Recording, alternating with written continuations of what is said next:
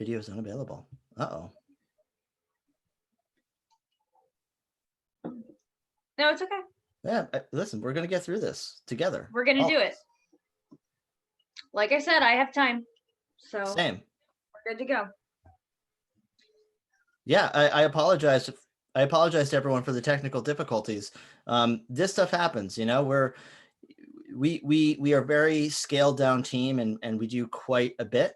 But I'm honestly just really disappointed that you did not use this opportunity to tell people that the Demiurge is interrupting this stream because I am present and I know too much.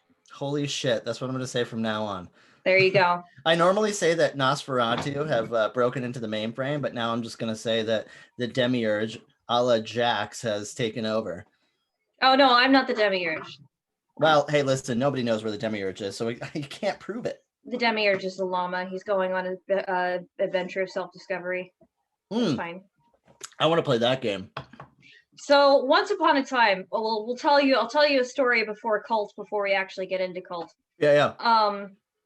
Before Divinity Lost came out, this is when I was in college, I decided to run a lighter, softer Cult game. That was the pitch. Cool. And the idea was that the Demiurge had just disappeared. And since the Demiurge's disappearance actually echoes backwards and forwards in time, the longer they played the game, the longer the Demiurge had been gone. So the worse the world would get, because basically you were sort of like at the twilight of the Demiurge disappearing and stuff starting to break down. Yeah. And it was like an impromptu game. So I grabbed everybody whose GMs weren't present. Oh, excuse me. Or who was just hanging out that night, and we actually had one person attached to each archon. So, like, one person was an aspect of Kater, and one person was an aspect of Hakma, and one person was an aspect of Bina. And actually switched it so, like, my friend who is an engineer who is, like, terrified of anything that might not have, like, set boundaries or anything, specifically became an aspect of Yasad. And a friend of mine who is very, very sweet but very timid became an aspect of Tefereth. So it was sort of like pushing them in directions they wouldn't normally go. And each of them had a specific power, and I think my favorite was the Malkuth power, which was know which direction you're going in and find sweet loot. Those were their two powers. That is such a cool idea. I love the idea of applying a principle to a player character. And I really like the idea of, okay, what is your character like in real life? And let's try something that's a little left of center, that is outside of your comfort zone a little bit, because that's what this game is all about, is going outside of your comfort zone. So that was actually kind of fun, because that was what's referred to as an I-game or an isekai game, where you're playing yourself. Yep. So they actually sort of got to play themselves in that space. I love that. That was cool. I'm fascinated with the idea of this like meta tabletop RPG. It's something that I'm not totally familiar with. But Doykate, the developer of Doykate, came on here. We talked about that, and she's all about kind of blending realities a little bit through metagaming. And also it also brings people into the hobby without being like, hey, you're an elf now. Yeah. You know? Like, you don't necessarily have to be an elf. Not if you don't want to. I mean, you could be an elf if you wanted to. I'm certainly not going to stop you if you want to be an elf. Sure, who would do that? That'd be awful. That would be terrible. Fun fact, I'm editing Cult right now. I'm editing the book Beyond Darkness and Madness, which is the GM's guide that got kickstarted. And one of our writers was writing about, like, during the Age of Divinity, humans interbred with other creatures to sort of like infuse their traits into their bloodline or whatever. And I don't think the writer's first language was English, because they referred to the offspring as other kin. Uh-oh. It was like, no, stop. I mean, sometimes you grab a thesaurus. Grab a thesaurus? What year is it? I don't know. You go to thesaurus.com. Yeah, you Google what's another word for this. Yep. I want to talk about the early days before Cult, though. Okay. or or better yet, just before Okay. you really got into and really cracked it open and really built your own kind of understanding of what the game is Hmm. in its infancy, or I guess in your infancy of your discovery of this game. What was your first impressions when you first encountered the game, and what was the piece of media? What was the book? So when are you referring to classic Cult or Cult Divinity Lost? I'm referring to your first the first time you ever ran into cults, because obviously this was before Cult Divinity Lost. So the first time you heard about the game, the first time maybe that you came in contact with a book, cracked it open, took a look, or talked to a friend about it. What was your initial first impressions of this game, given the fact that Cult Divinity Lost is, what is it, the 4th edition of this game? Yes, I believe so. Yeah, so obviously you ran into earlier editions. Yeah, so I believe the edition I ran into was the 2nd or 3rd edition. Yep. It was the one published in the early 90s by Metropolis Limited. And my friend Ed, who is a Army veteran, was a demolitions expert and cook, is also an excellent horror storyteller, and I had played in several of his games in college. And I had asked him at one point what his favorite horror game was, because I really only started getting into different games in college. Because up until that point, I had that sort of juvenile D&D player mindset. Not to say that D&D players are juvenile, but when you are young and you encounter D&D, you're like, oh, this is the only role-playing game. All other role-playing games are faking it or whatever. Yeah, there are adults that do that too. Yes, and I think it's a silly mindset, but it is one I grew out of. Mm-hmm. And I was getting really interested in other games, and before I picked up Cult, some games I found myself attached to. Changeling the Lost was actually the first of Darkness game I picked up. Cool. After the first edition Chronicles of Darkness Blue Book. Yeah. And I got very into Changeling the Lost. Changeling the Lost, as you heard in my other interview, saved my life. And just real quick, the other interview is the deep dive with Nick Francia. I suggest go to youtube.com/Gehenna Gaming to go check that out. It was a great interview, great conversation. I had a lot of fun with it. I will humbly say that it is one of my best interviews. So oh yeah. I'd gotten very into even the story of the God Machine before it became the God Machine Chronicle. Mm-hmm. Was in the first edition of the Chronicles of Darkness Blue Book, and I was very attached to that. And like I'd been exploring Exalted. I'd been looking for like apocalyptic settings because I am really interested in like how people handle the apocalypse in different ways. I got very into GURPS Reign of Steel for a while, and sometimes I don't think I've ever played that one. So that one's like Terminator, but there are 18 Skynets. It's very good. I want to play it. That sounds awesome. Okay, it's a little ridiculous, and there are parts of it where it's very clear that it was written in 1994 by one guy. But I'm just saying, if you ever want to play a Reign of Steel campaign, I'm right here. You just need to let me know. I'm letting you know now. I'm letting you know now. Yes, I do. Okay, we could talk about this after stream. I will. Okay. So then I'd been talking to Ed because Ed is a great horror storyteller, and like by this time, I'd been reading the New World of Darkness, as it was known at that time. Yep. I've been reading the Old World of Darkness, the Classic World of Darkness. I read Exalted. I've been reading through some GURPS source books. I was trying to read Besom, but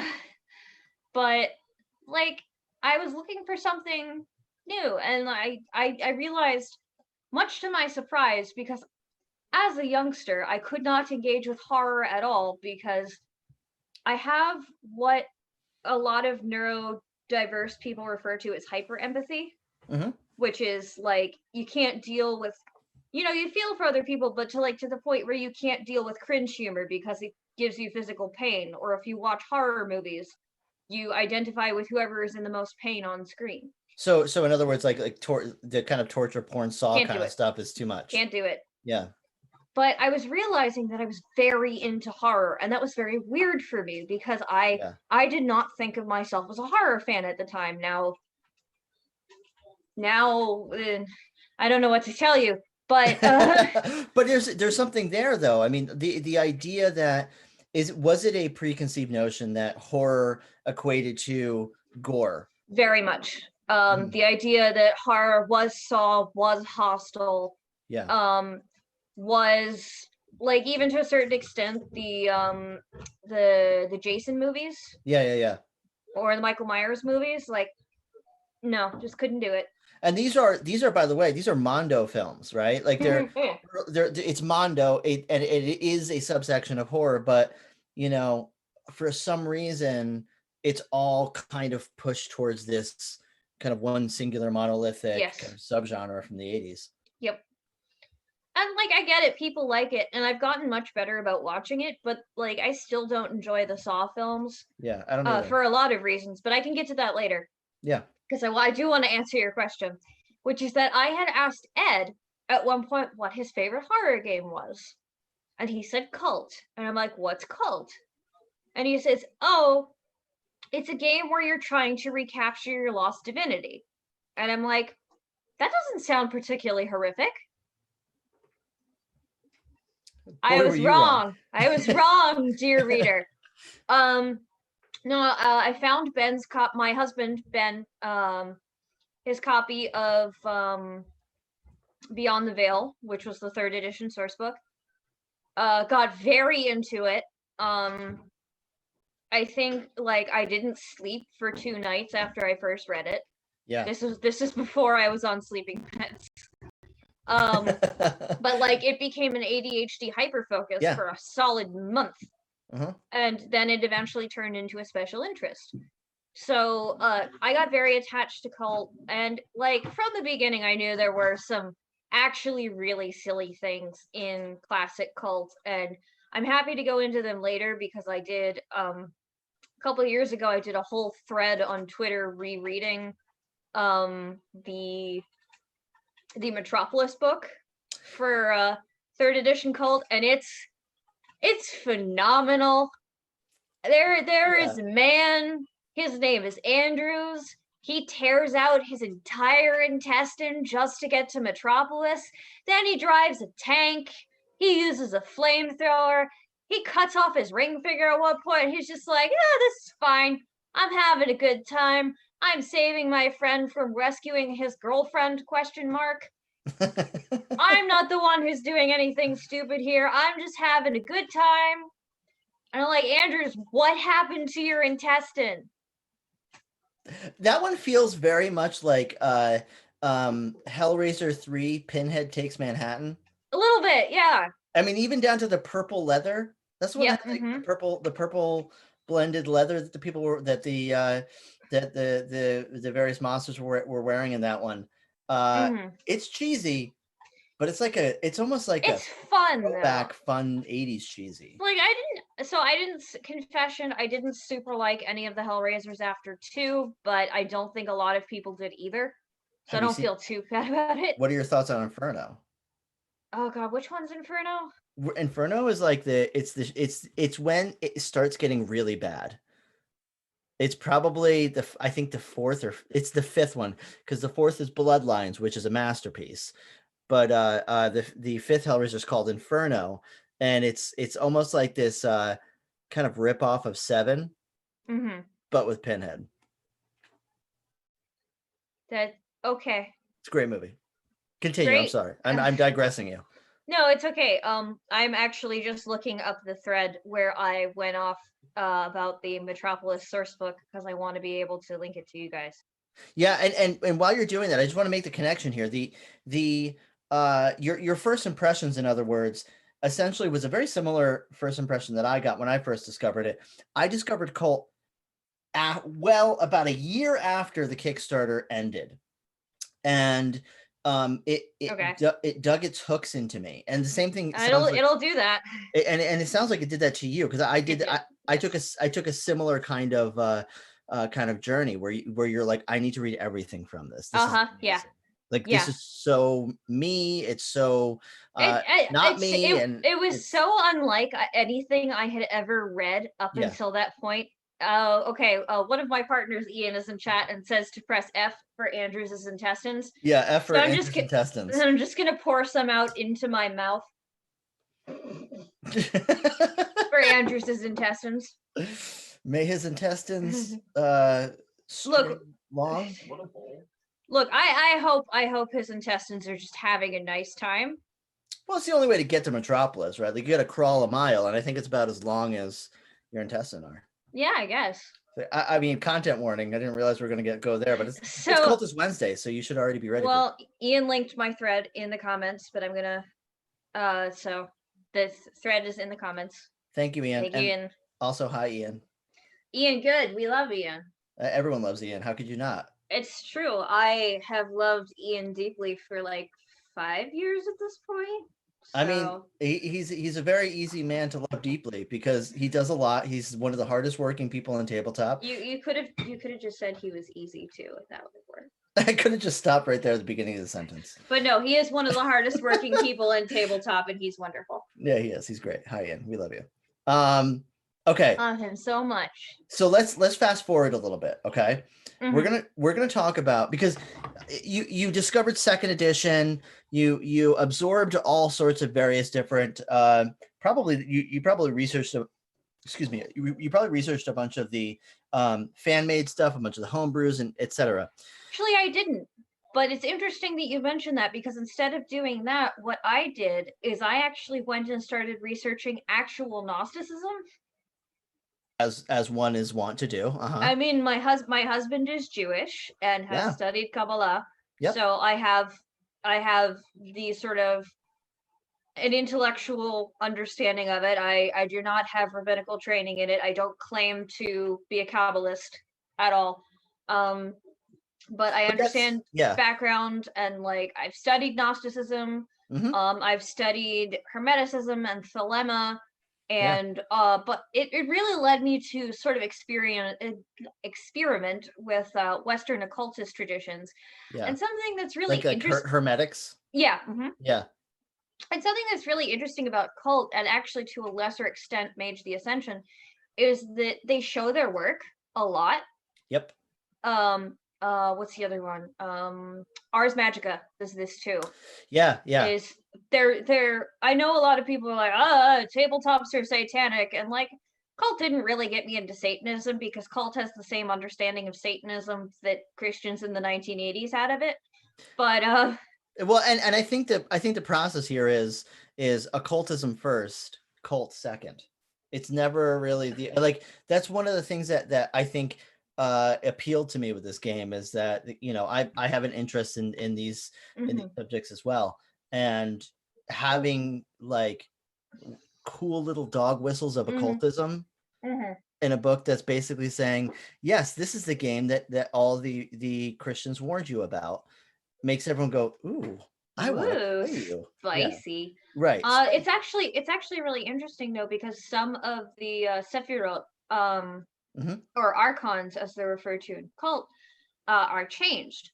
So they're continue. Well, see, you get, for example, Netzach, who in the sort of classical Kabbalist tradition is femininity and change, whereas in cult is victory. And you can either say, oh, well, they changed it for the game, or you can weave it into your game and be like, hey, before the demiurge went missing, that might have been what this principle was, but because the demiurge is gone and there's this whole like conflict between the death angels and the archons, you now have Netzach, instead of being this very feminine fluid principle, has moved to be a much harder, more masculine principle, and is much more about victory and combat instead of just change as a whole.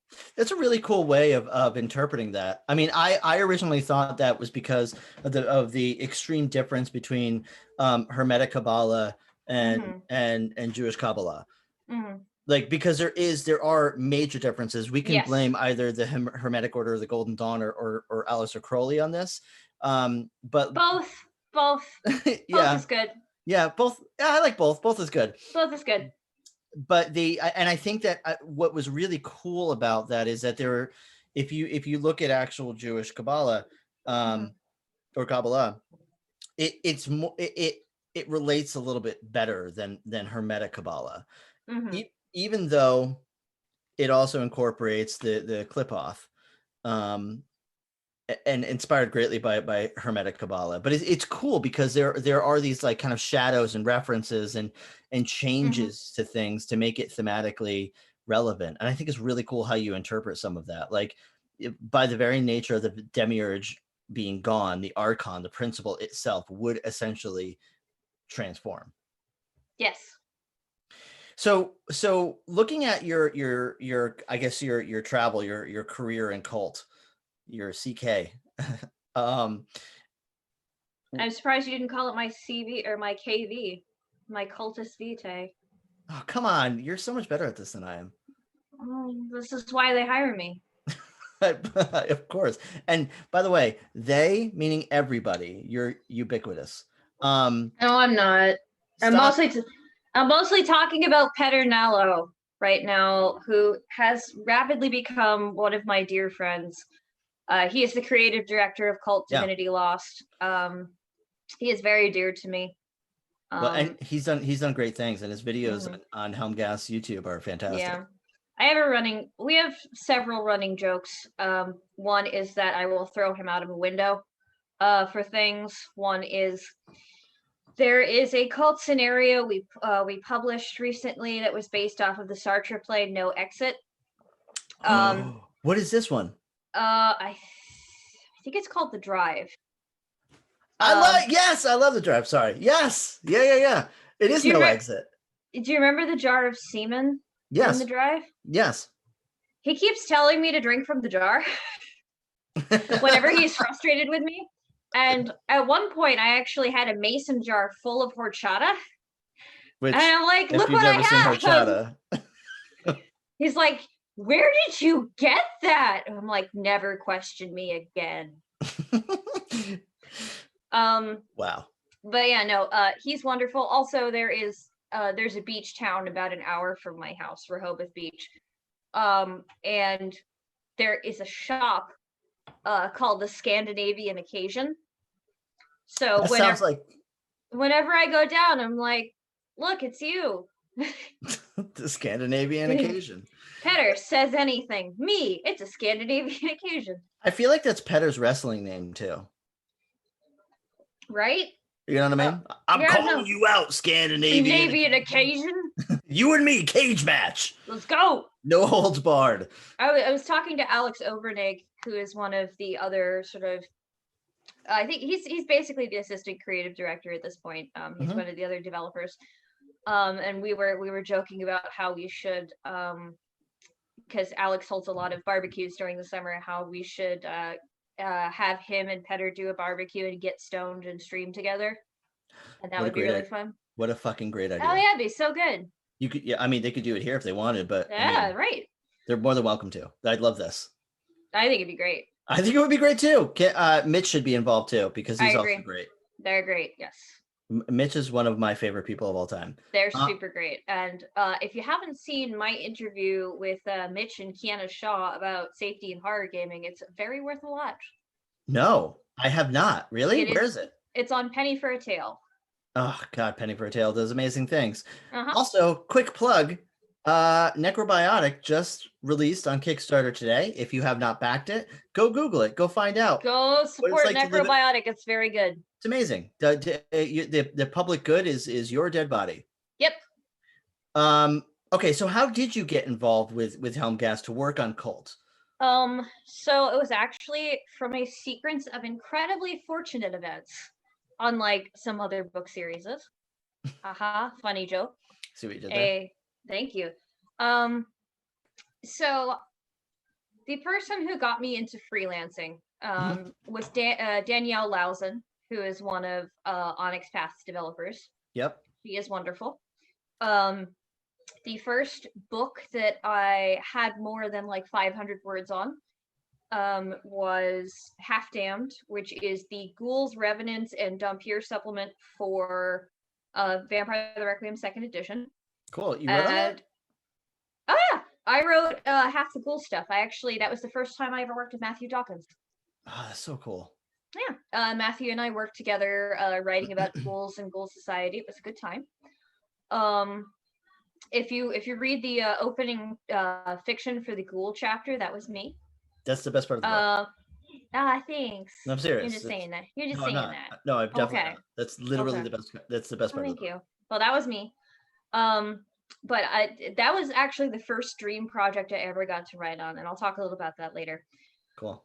But I've been talking with Matthew Dawkins, who was writing with Pedernalo on some of the scenarios that they were putting out, and I mentioned I was very into cult, and he's like, "Oh yeah, I can introduce you to the creative director," because by this time we had become buds.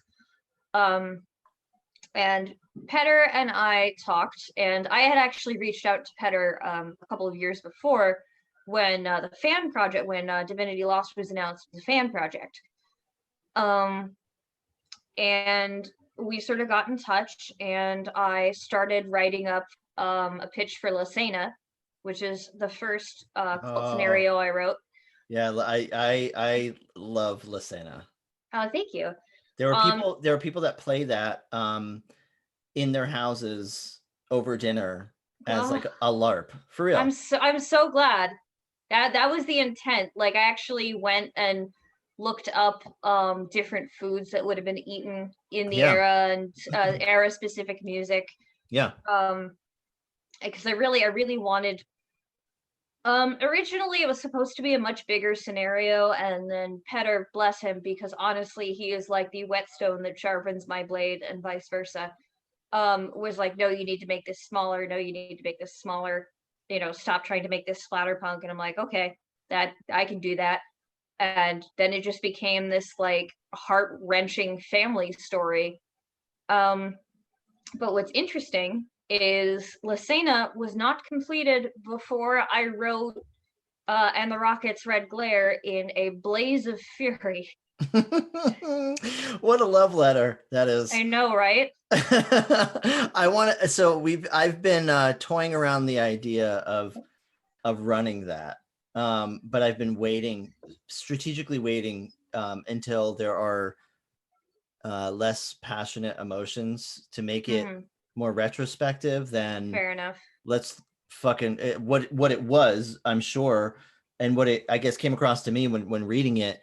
You're basically putting a microscope on the current political climate and the current presidency, and it is a very powerful scenario. It's rough. Red Moon Role Playing did a wonderful playthrough. I was flattered beyond all reason by their playthrough. It was very, very good. Yeah, well, I mean, and it's Red Moon Role Playing. I mean, in my opinion, that's the bar, and they said it with Cult, and they do. I love Matthias. I love his people. They're great. Yeah. Okay, so you basically through your work with New World of Darkness and kind of making connections with people and Chronicles of Darkness, and essentially you were just part of that early team that birthed Cult Divinity Lost for the world. I was not part of the original team. No, but you orbited, it sounds like. I did, and I was actually brought in to edit the first 3 books because they didn't have an English language editor at the time. Get the fuck out of here. They did not, and they were like, hey, do you think you can look over this? And I went, absolutely. Was it a mess? No, actually, it wasn't that bad. Like, all books are a mess when you start editing them, but it wasn't like yeah. Well, I mean, listen, you're as an editor, you're kind of the darling killer. Yeah. But I edited the core book, the Black Madonna and Tarotica, I think in like a period of like 6 months. It's a lot of work. Yeah, it was a lot. I really enjoyed getting to read everything before it went to page. And one of my other running jokes with Petter is that I find a new girlfriend or boyfriend or other date friend in every book I edit. So, Through the NPCs. oh yeah, absolutely. Who's your girlfriend or boyfriend or SO in the core book? Oh gosh, in the core book, Yeah. Tiffany Reader. Very No, nice. I'm sorry. I have two in the core book. It's Tiffany Reader and the Tomb Guardian. Okay. I mean, listen, you got to have options.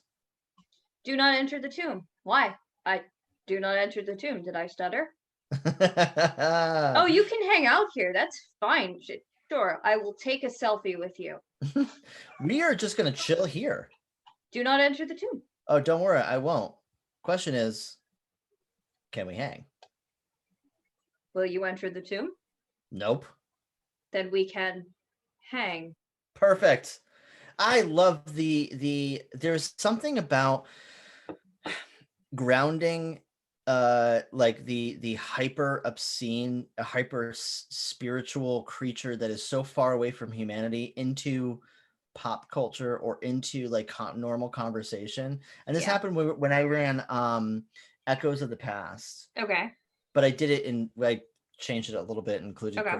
Kurt Cobain instead of Cool. it was fun. But there's something about like interacting with these creatures who are like infernal or divine, huge, like inhumane creatures.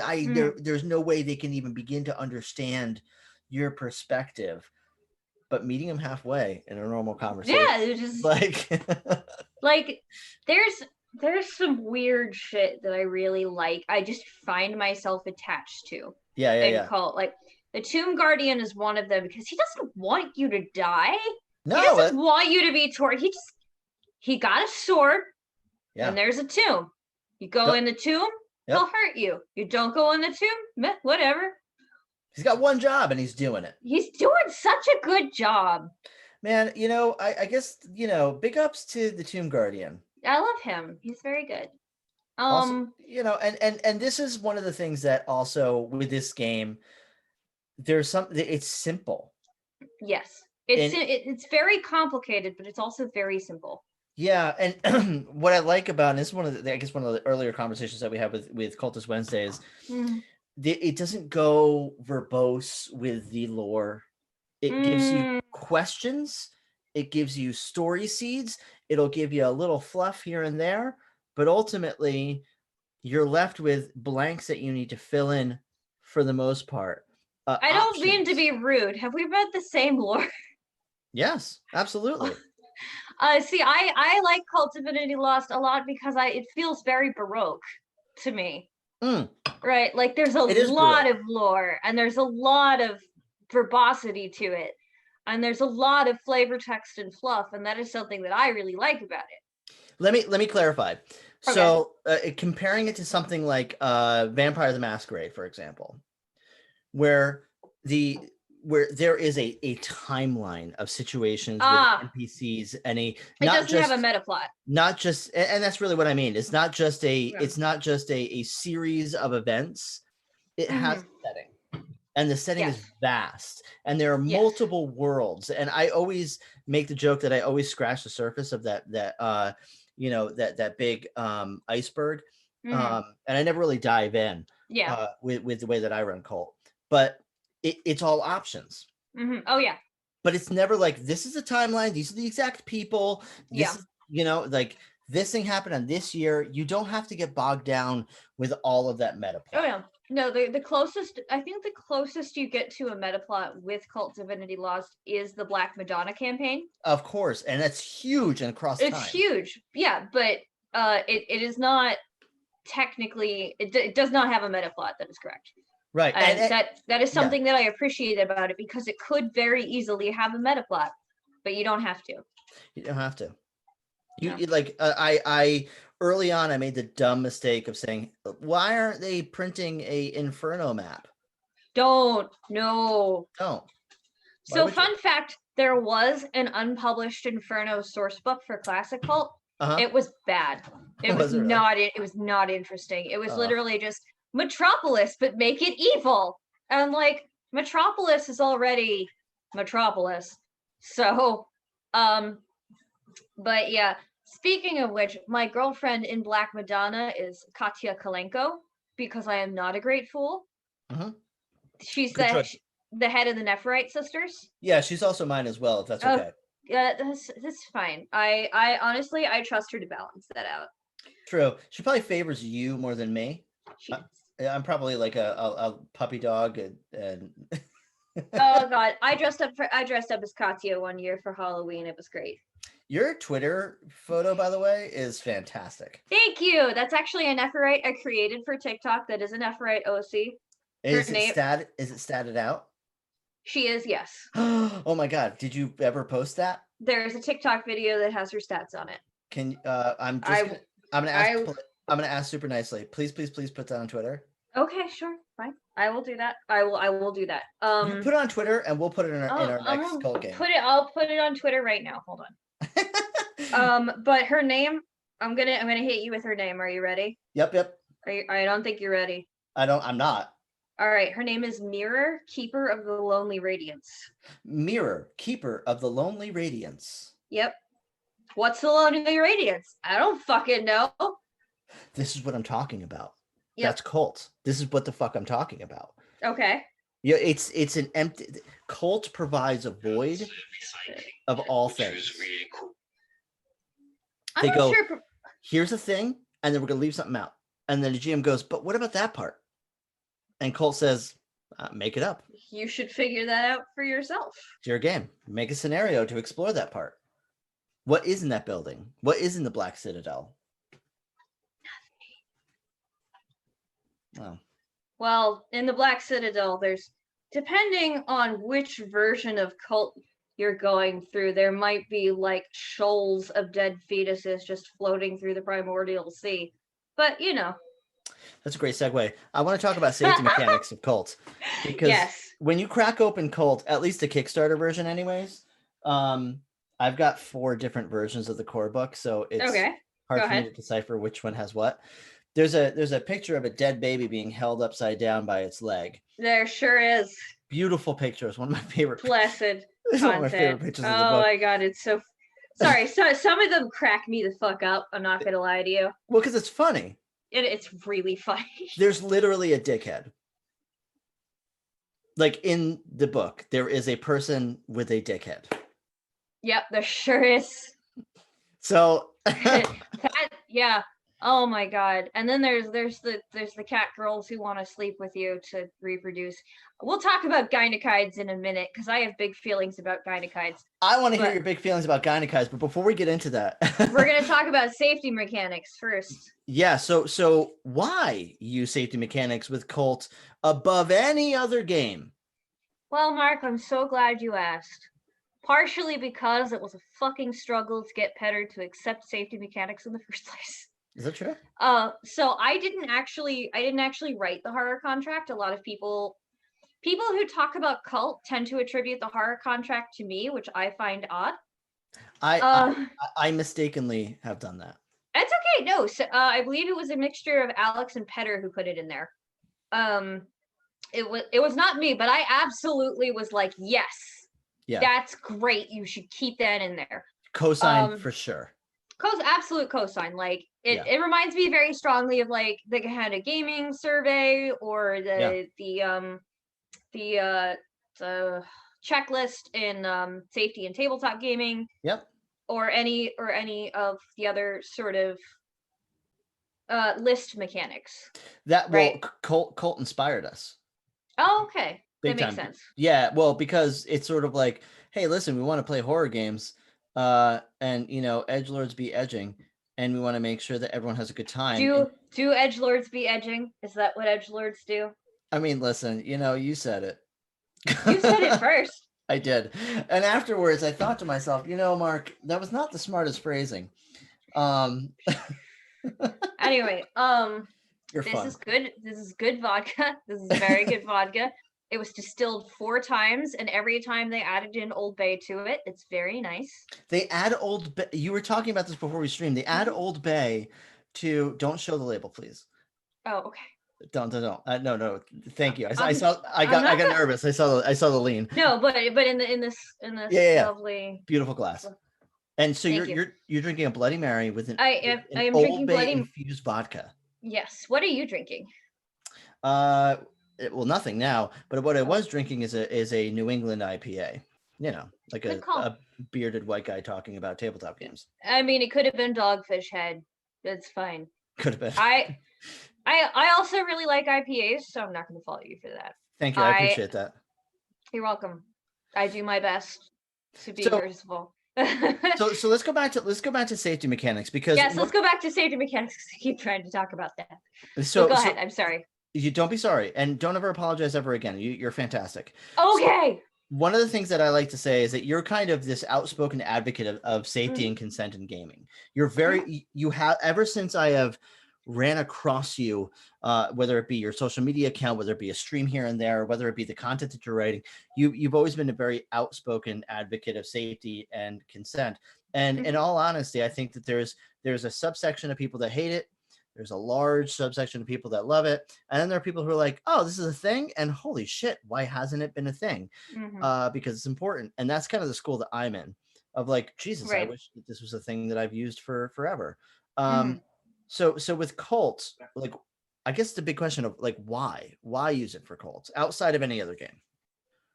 Well, like I said, because it took a bit for our CD to be on board with it. I think part of getting it into cult was sort of getting past the barrier of being told no, right? Like not them telling me no, or them telling the developers of the horror contract no. Yeah. But beyond sort of this idea that if your player tells you no, they are somehow censoring you or being mean to you. I actually, oddly enough, wrote a whole Twitter thread about this. But through my explorations of listening to people talk about why they don't use safety or risk mitigation. Risk mitigation is a term that I actually got from my friend Ryan Hart, who is a LARP producer and was also a member of the National Guard and a pilot. And he prefers to talk about risk mitigation rather than safety. And I think they're not the same term, but they are terms that can be very closely interlinked and really be helpful and useful to each other. I think I can understand the difference, though. Yeah. One is proactive and one is reactive in a lot of ways. Risk mitigation tends to be a little more proactive, whereas safety tends to be a little more reactive. Yep. That doesn't make either of them worse. It just means that they have different focuses, and that's fine.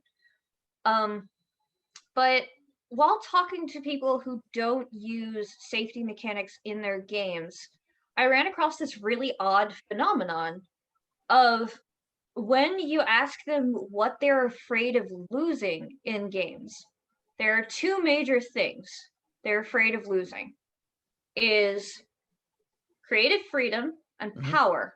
And I'm like, that's really weird. Why would you lose creative freedom? Right.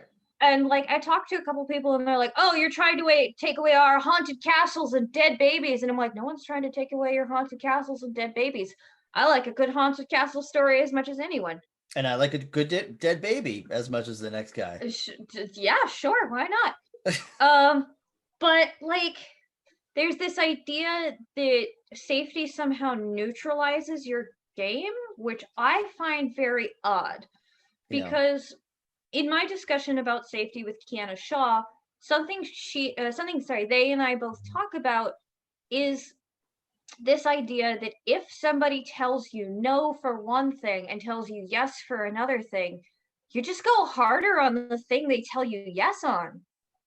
Like, if they don't want body horror, but they really want existential horror, if they really want to be questioning their place in the universe, there is so much you can do with that in cult. And I think actually, in a certain way, safety in cult helps narrow the focus of your story, because as we were saying earlier, there's so much you can do in cult. There are dozens, if not hundreds, of dimensions There are thousands of monsters. There are ways to make up your own monsters. Yeah. There are a dozen different ways you can tell a single story in Cult using the same characters and the same mechanics.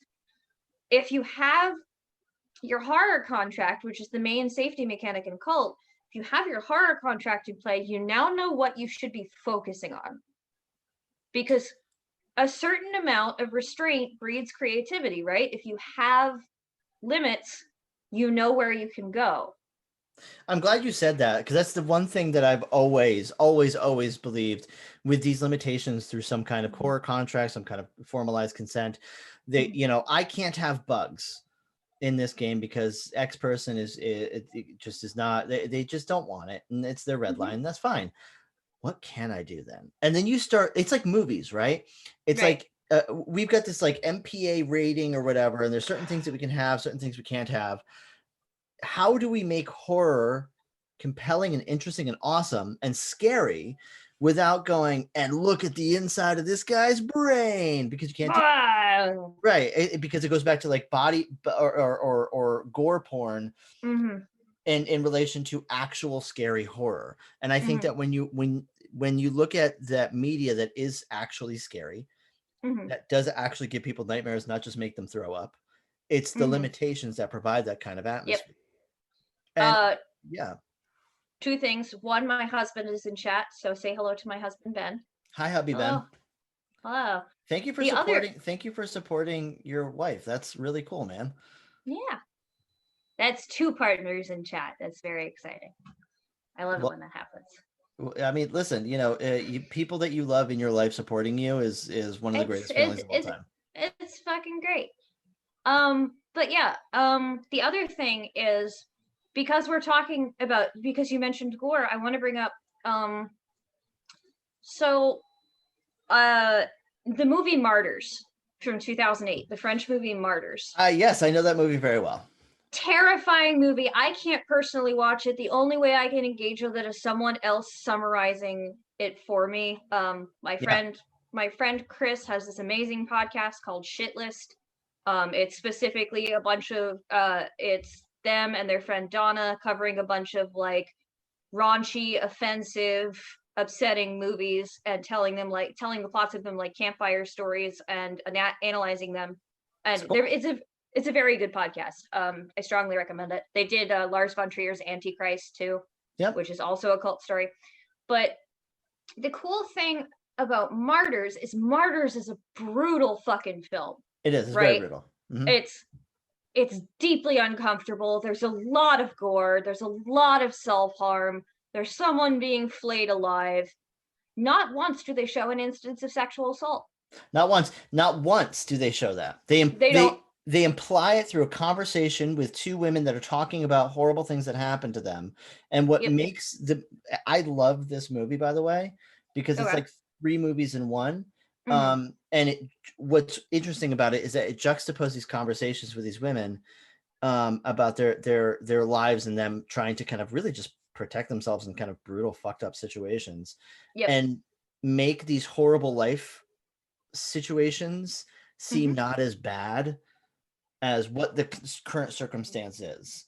Yeah. So Martyrs is a film about transcendental pain, basically, because like the main character finds out that her friend was tortured by this cult that is trying to create martyrs, which are people who can see the other side. I'm just summarizing this for the audience who may not have seen it. It's very cult. It's extreme. It is a cult movie. Yeah. It is absolutely cult. Like, Mademoiselle is not a death magician, but she is trying to be. Close to it.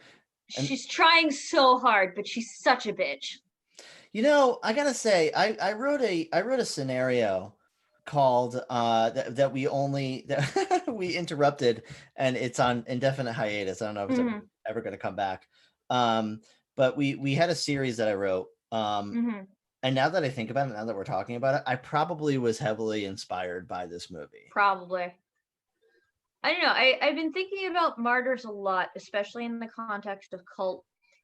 And even in the context of safety in cult, because Martyrs manages to be a horrifying story about physical violation Yeah. in pursuit of power Yep. for a white supremacist. Yes. Because if you look at the actresses, they're all white. women of the women who get abused are women of color. No, I'm talking about the cult. The cultists are all white. Yeah. Oh yeah. Yeah, and the people in the house, there's a very like Yep. creepily. It's. I mean, you know, I'm Jewish. There's a very like Nazi kind of. Yeah, there's a very Nazi vibe to them. Yeah. Yeah. But oh hey, my husband's partner is now in chat. This is very exciting. Goodness. We've got the whole crew here. Welcome. We got so many crew. But yeah, no. So let's talk. But it just Martyrs just manages to be a horrifying story about bodily violation for somebody's power fantasy without ever including an instance of sexual assault. And Yeah. I think that's an awesome example of how someone uses a horror contract to exclude things they don't want to talk about to make a better story. In a genre that typically would include that. Yep. Torture. Oh, we're gonna have when's the rape scene. Mm-hmm. You know, and it didn't, and it never happened because it was just in the horror contract that just no, we're not going to do that. I also want to talk about emotional horror. Okay. And this is something that I think I've found organically through just me running cults. Mm-hmm. And I don't know if it's something that's explicitly described or explicitly directed in this game, in Divinity Lost at least. Mm-hmm. But every time I run cult, I run a very I guess a kind of emotional horror kind of style game. So things get very heavy, things get very deep. There's not a lot of jump scares, there's not a lot of gore, but there is a lot of people exploring some really heavy emotional stuff. And there's something about this game that pulls that out of me. And when I've read things like Rocket's Red Glare and Lucina, I have a feeling it pulls that out of you as well. It does. Yes. Is that by the nature of the game? Where does that come from? So I think this is a bit of a chicken and egg problem, because does cult cause me to tell more emotional stories because of its nature, or do I, an emotionally traumatized person, use cult to tell emotional horror stories? That's a good question. So same question I'm trying to ask myself. I'm gonna give it to you from both angles and maybe present a third angle. Cool. I'm also going to give you a time check because we have been here for an hour and this is lovely and I would love to continue talking. So maybe after this we could take a break and then continue talking. I think it's a great idea. I've been really enjoying this conversation. Let's keep it going. Okay. So, but I want you to finish your thought. Awesome. Yes, I would like to finish my thought too. Ben says, why not both? I think it's a feedback loop, and I agree with him on that. I think it just depends on where you're starting. So let's talk about like the two poles of this particular magnet, and then maybe present a third option as well. Great. So starting with the personal emotional trauma lens, I talk about my personal trauma a lot. It's something I've basically been exploring ever since I was in therapy. Ever since I realized what certain people in my life had done to me, just like emotionally. I mean, like, I was an eldest daughter. I grew up in a Catholic family. I was homeschooled for 8 years of my life. You might see how this cocktail comes together, including with like my ADHD and my hereditary depression, among other things. And as somebody who really sort of came to horror gaming through Changeling the Lost, which is the first game that ever told me, hey, this thing you went through that doesn't seem that bad, yeah, it was that bad. It's okay. Yeah. You're allowed to think it was that bad.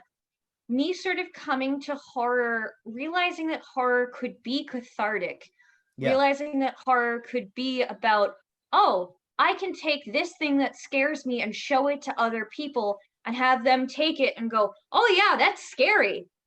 Look at how scary that is.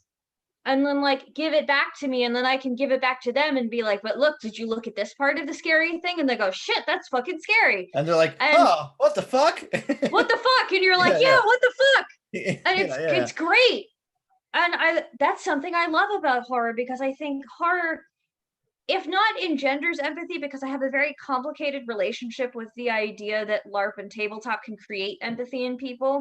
Uh-huh. It certainly can play on that empathy, but I think like building empathy into people is something more akin to something you do in therapy Of course, than in of course it gaming. is. But it allows you to practice empathy in a lot of ways. And the idea that you can sort of go, hey, this is fucked up, and other people can go, yeah, that's fucked up, creates this emotional investment in what's going on.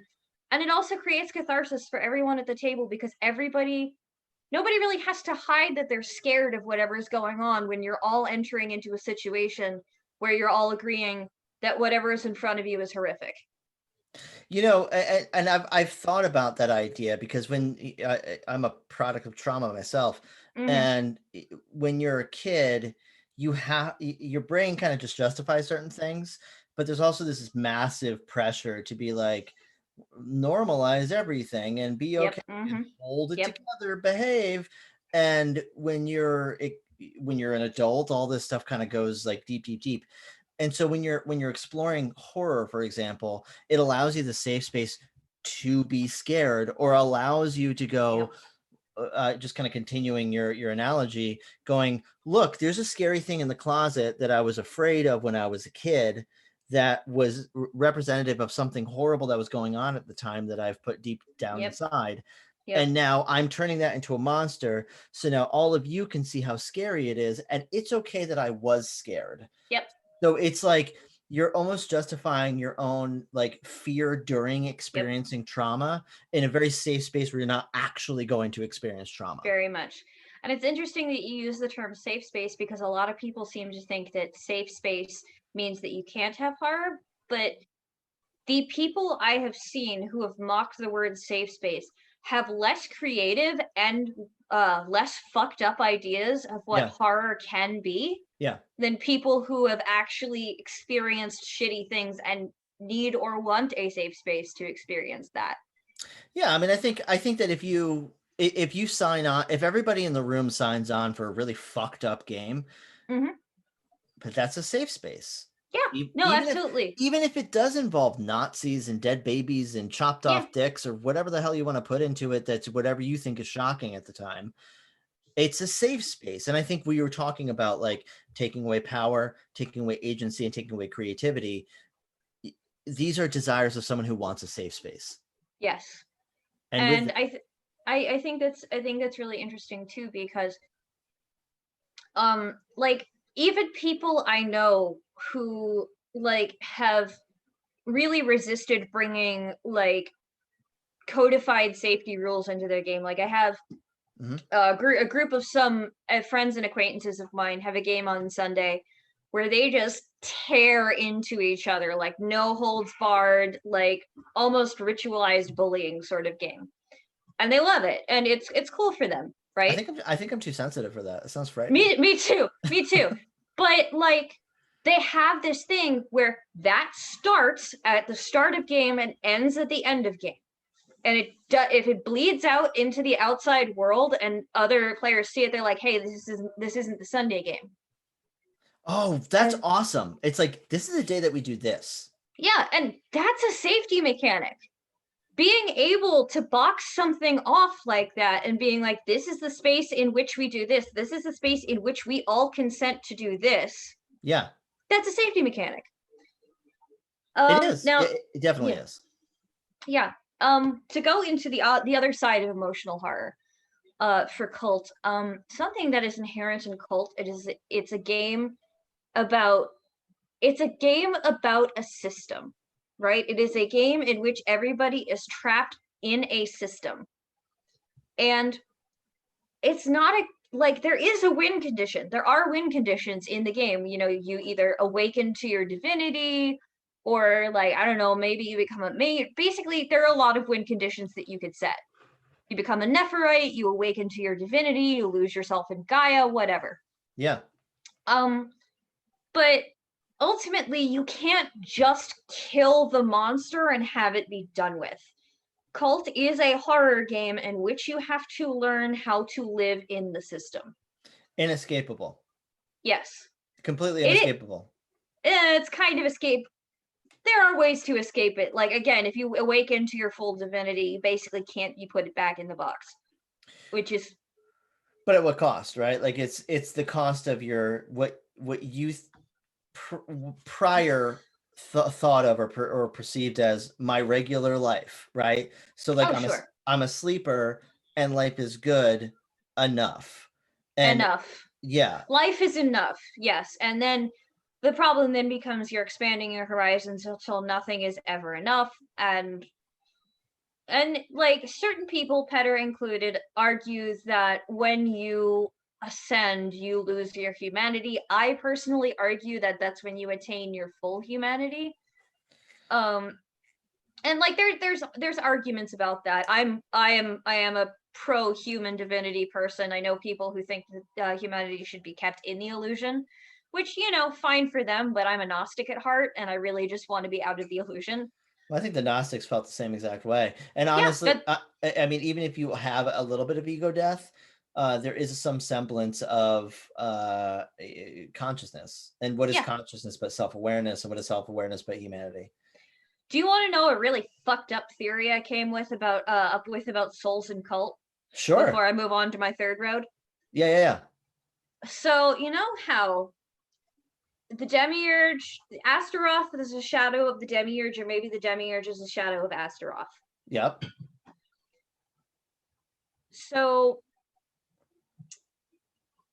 when in classic cult, when you move towards your suspire, what in vampire would we refer to as your suspire, which is your moment before Golconda, right? It's like your crossroads before Golconda. Your soul actually splits into two parts. Yes.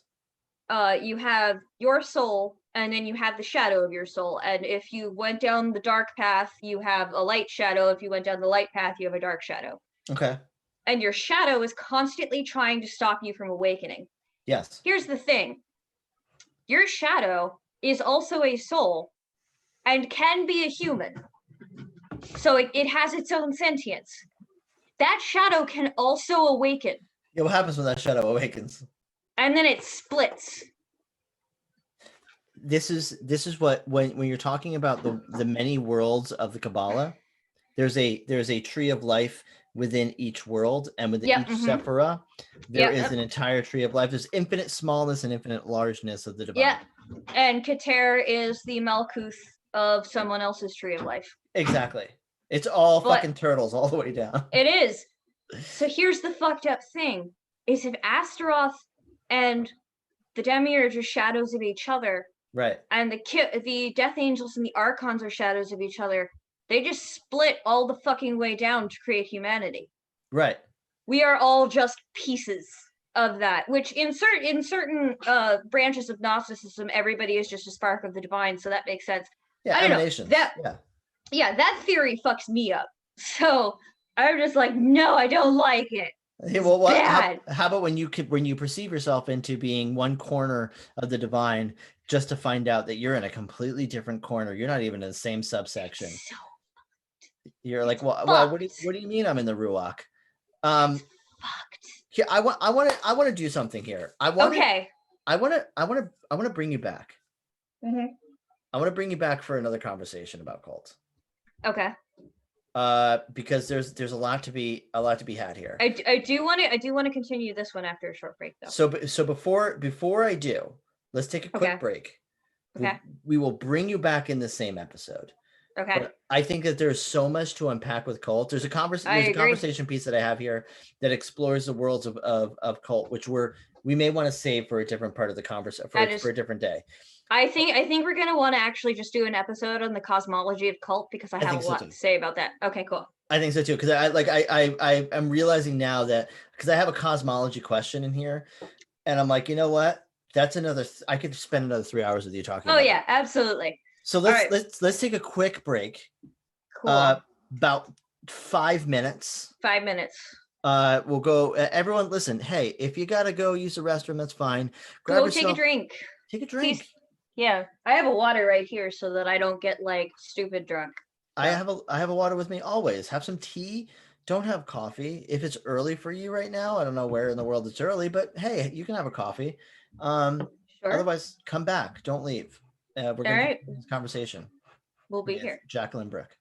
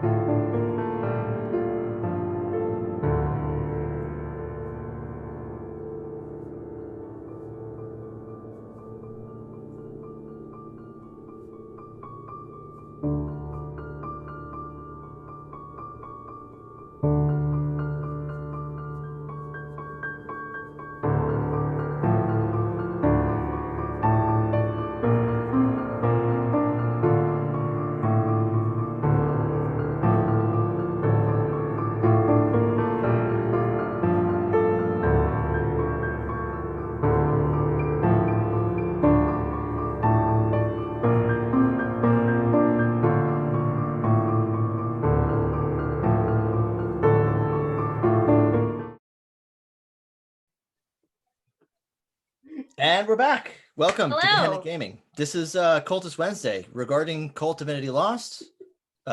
This is Jacqueline Bryk, Hi, it's me. and this is Mark Q. Anderson. Yeah, it's you. It's me. It's you. We're continuing this conversation because I'm having a fucking blast. It's so good. I'm I- having a great time. And honestly, it's just really, really cool just to like interface with someone who is so close to a game that I love so much.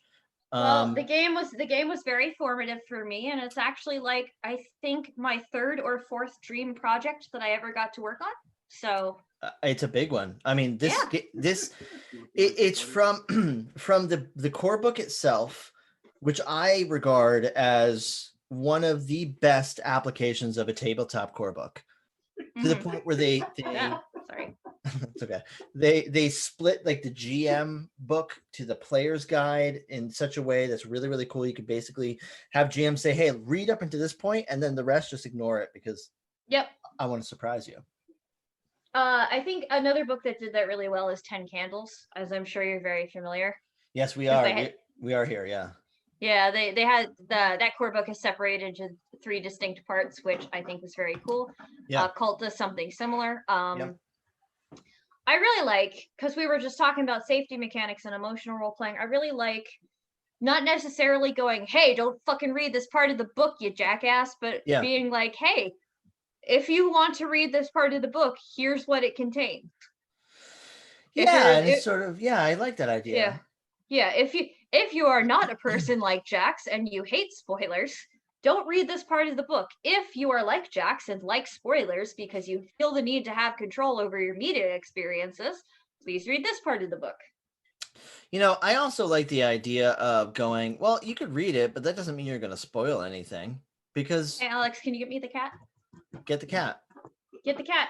Continue. I'm sorry. We're gonna have a guest. We're gonna have a guest on stream in a minute. We are cat friendly here at Gehenna Gaming, and Okay. everyone who is watching, if you look at your little blood points, you can see "Show me the cat." Show me the cat. And if you're drinking a beverage, if you see a cat on screen, then obviously you drink. Yep, that's right. Even if it's water. Please drink your water. Water's good. Mm-hmm. But Hydrate. yes. Speaking of cats, Hydrate. Yes, cats. There's a kind of cat in Cult Divinity Lost. There sure is. What are they called? Hey, do you like trans cat girls? Do you like trans cat girls who use humans to breed and leave you strange presents? They're called gynecoids. We love them here. Gynecoids. Gynecoids are a little weird because originally I'm like, oh god, these are rape monsters because they are monsters who use humans to breed. And I was like, oh god, this is weird. I don't like this. But after sort of reading into gynecoids and really what they do, they're these cat people from Gaia who can say a few rudimentary sentences, but mostly communicate in like purrs and growls and chirps. How adorable is that? I know, it's so cute. Yeah, sorry. Okay. Cat will be down once he is less overstimulated. You know, sometimes the cat needs to have some place where they feel like they're safe and feel like they have a sense of their own personal power. Much like us. Yeah, they're like people. They need to be a pie. If you put a cat up high in like a shelf that feels like they're the king of their queen, or the royal of the their monarch. The monarch. Yeah. So back to gynecoids. Yes, gynecoids are great because they manage to be a breeding monster that aren't just like weird sexual assault machines. Something you said on break about gynecoids, which I felt was very salient. They like consent. They do. They so in the Age of Divinity, while gynecoids while humans were at the height of their power, gynecoids were sort of a symbiotic race who humans would help breed. Gynecoids cannot use each other to breed. Now that we are in the illusion, they still need humans to breed. They still think of us as these beautiful, powerful creatures who helped them breed. So they're usually very nice about it. Like, I believe there's a passion spell specifically that helps you summon a gynecoid to make a deal with, so the gynecoid can birth a child off of you while also bonding with you. And I think that's sweet as hell in a game like Cult. It's really sweet. And actually, I got a weird impression from these things when I was reading the part on Gaia and thinking about, you know, players lost in Gaia and how frightening those creatures are, how frightening the world is. And you run across a gynacide or two. And they're like, hello. And you're like, don't kill me, you know? And it's I almost, love you. yeah, there's a really cool moment. And I guess GMs take note. Yeah, they breed with humans, but there's also a moment of like comfort that they can provide in such a way in a nightmarish landscape that can help provide a little bit of a break from the horror. Yeah. And you can utilize gynaecides as this kind of like, all right, we've experienced a lot, and now here's a scary monster, but it's super friendly. And also, it's maybe a little too friendly, but only in the way like a really friendly cat that wants you to feed it is. Yeah, like they'll show their butthole, but if you give them some food, they'll be all right. Yeah. But like, so I'm working on a project for Cult. It's the first ever book I am developing by myself, which I'm very excited about. So this is going to be a little bit of a Gehenna Gaming exclusive, and are we allowed to talk about this? So we are a bit. Okay. I can't tell you the whole thing. I can tell you, it is about a section of Cult that we haven't really explored as PCs before. So this is about instead of playing adults in Cult, you're more playing teenagers. It's a book about growing up in Cult. Now, there was when I first heard about this concept, and admittedly, I heard about this concept when you posted about it. And I got very, very excited that Helmgast and Jacqueline Bryk was collecting potential authors for this thing, and game developers. But I was a little like, cults with kids. I don't know. Can that be something that's interesting, or is that a good idea? And then listening to it started and ended with screams. Oh, that's a rough one. It's a rough one. That's a rough one. But it written by Matthew Dawkins and GM by Matthew Dawkins on Red Moon Role Playing. God bless him. He's such a good GM. He's a great GM. He's a fucking great GM. His voice work is just the man is so good. And I'm just going to say this. He really should be doing audiobooks and reading the Vampire the Masquerade. Right? Yep. Just cast him as hard as that. It's fine. Yes. Come on. He kind of is hardest at a little bit. But I mean, so this was like okay, well, this is what it would feel like to have kids or have players be kids in a game like this. It's very compelling and really cool. And some of the stuff that we talked about off camera is really, really interesting. What can you and what are you allowed to, and what are you excited about sharing with people right now about this? So I am so excited about looking at Cult in a different way, because I think Cult has this mythos around it. As we were talking about, Cult is a tool set and it has a lot of stuff, but Cult, I think, has this mythos of being this like super extreme, not splatterpunk necessarily, but like we were talking about Martyrs, like being a very extreme horror sort of game. Like being a very in your face, everybody's getting ripped open, or worms are going up their butts, or they're getting assimilated into Karath, or whatever. And that's not the only kind of horror. Like, because we were talking earlier about like 80s and 90s slasher horror and how that's sort of taken over the genre as the idea of what horror is. And I think it's very easy for us to get set in routines of what this type of horror should look like. Right. And something we forget about in Cult is people have to grow up in this world. And like they don't just start experiencing shit when they're adults. Sometimes they experience shit when they're little baby gynaecides. This is Brock. This is my friend Alex's cat. He is beautiful. Hello, Brock. Welcome to the stream. Welcome to Cult Divinity Lost. Can you say hello, Broccoli? Can you say hello? Thank you. That's a look that says, please save me. Yeah, well, that's appropriate for cult. But yeah, no, you have to grow up in cult, and like the horrors don't just start paying attention to you when you're an adult, because in a lot of fiction, be it horror, urban fantasy, sci-fi, whatever, kids' minds are considered more open because of their neuroplasticity. Right. For those of you in the audience who don't know what that means, it just means that the pathways in their brain are still being carved out, so like they can bounce between a lot of different things. It's why if you teach a kid how to ride a horse or how to learn a language when they're younger, it's much easier for them when they're older.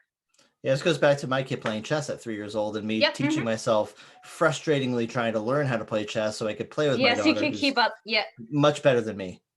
Like I'm garbage at chess, so. I am too. I'm awful. And she's like, checkmate. And I'm like, how the fuck? God damn it. How did you do that? You're 4. Why are you beating me at chess?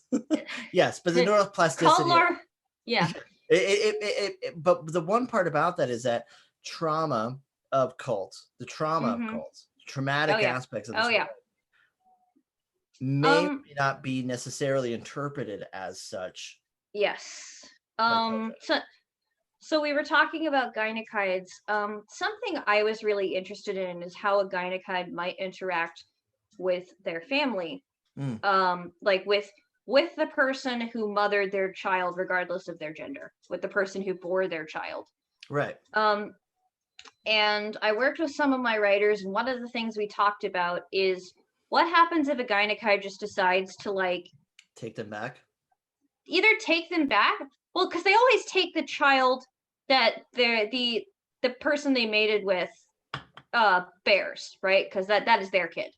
Yeah, but like there's like a pack mentality. So here's a fun thing.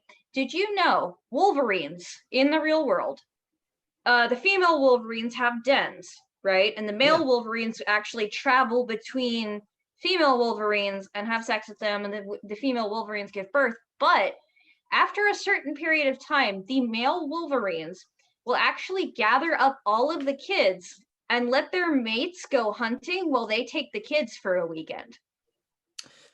I mean, some would call them power dads. Basically. But so what we so it's like broke. It's like a deadbeat dad weekend.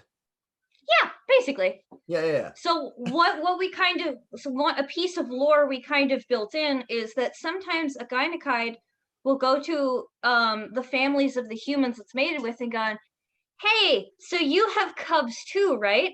Well, thank you so much for taking care of my cubs. I'm gonna take your cubs for a weekend.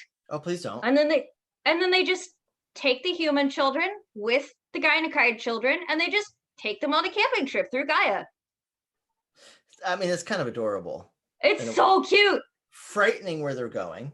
And like, well, the gynecide might be like, oh, you're a god, you can handle that. And then the human kid can't handle that, and they go, oh, right, duh, sorry, you're a small god. Hold on. Rah! And the kid's like, holy fuck, the way that you fought that thing was awful and awesome. I know. Because there's like a certain level of, who is it? Guillermo del Toro always includes this, like, it all comes from Frankenstein, that one scene with Frankenstein and the girl with the flower, where there's always like a kid and a monster. Yep. In every one of his movies, always a kid and a monster. And there's something very sweet about that. Yeah. And also kind of frightening. Yeah, that is sort of a theme we wanted to incorporate into the book. The book is very heavily based off of stuff like Coraline. We also, if you're familiar with the book for first edition Chronicles of Darkness, Innocence, we took a lot of inspiration from that. We also took a lot of inspiration from Tales from the Loop and Things from the Flood. Yeah. And we really wanted to do, Cult has a lot of wonder to it, a lot of wonder and like sublime beauty to it. And we wanted to explore more of that through kids. That's the best way to do it. Oh yeah. Well, because but what they're seeing in front of them, these kind of intense worlds and intense things that are happening in front of them through a child's eyes can be very different than through an adult's eyes. Like, if a Gynakide takes you as an adult to Gaia, it's going to be much different than if a Gynakide is taking you and your best friends to Gaia. Yeah. Right? Yeah, like if you're taking a kid as opposed to like, I'm an 18-year-old and this fucking creature is now trying to drag me into Gaia. Yes. One's frightening, one could be considered a field trip. Yeah, one's a field trip, one is an abduction. It's very different. You know, okay, so I like that idea. Yeah, so we're doing a lot of like exploration of wonder and curiosity. We are not shying away from the darkness and cult. I don't want to get too much more into the book because we are still in the middle of rewrites. It hasn't been kickstarted yet, but I hope you guys will look out for it once it is officially announced. In the meantime, what did recently get kickstarted? Screams and Whispers? Beyond Darkness and Madness. Beyond Darkness and Madness. And you can currently, I believe the backer kit is now open. Yes. I know that because I backed it. I am editing it. You should definitely get in on the backer kit. It's gonna be awesome. Just trust me on this. I'm so excited about this Kickstarter because it's usable resources. Yes. To enhance your game. It's very cool. It is a GM guide. So fun fact, one of the games that got me more into horror than anything else was actually D&D. The book Heroes of Horror for D&D 3.5. Great book.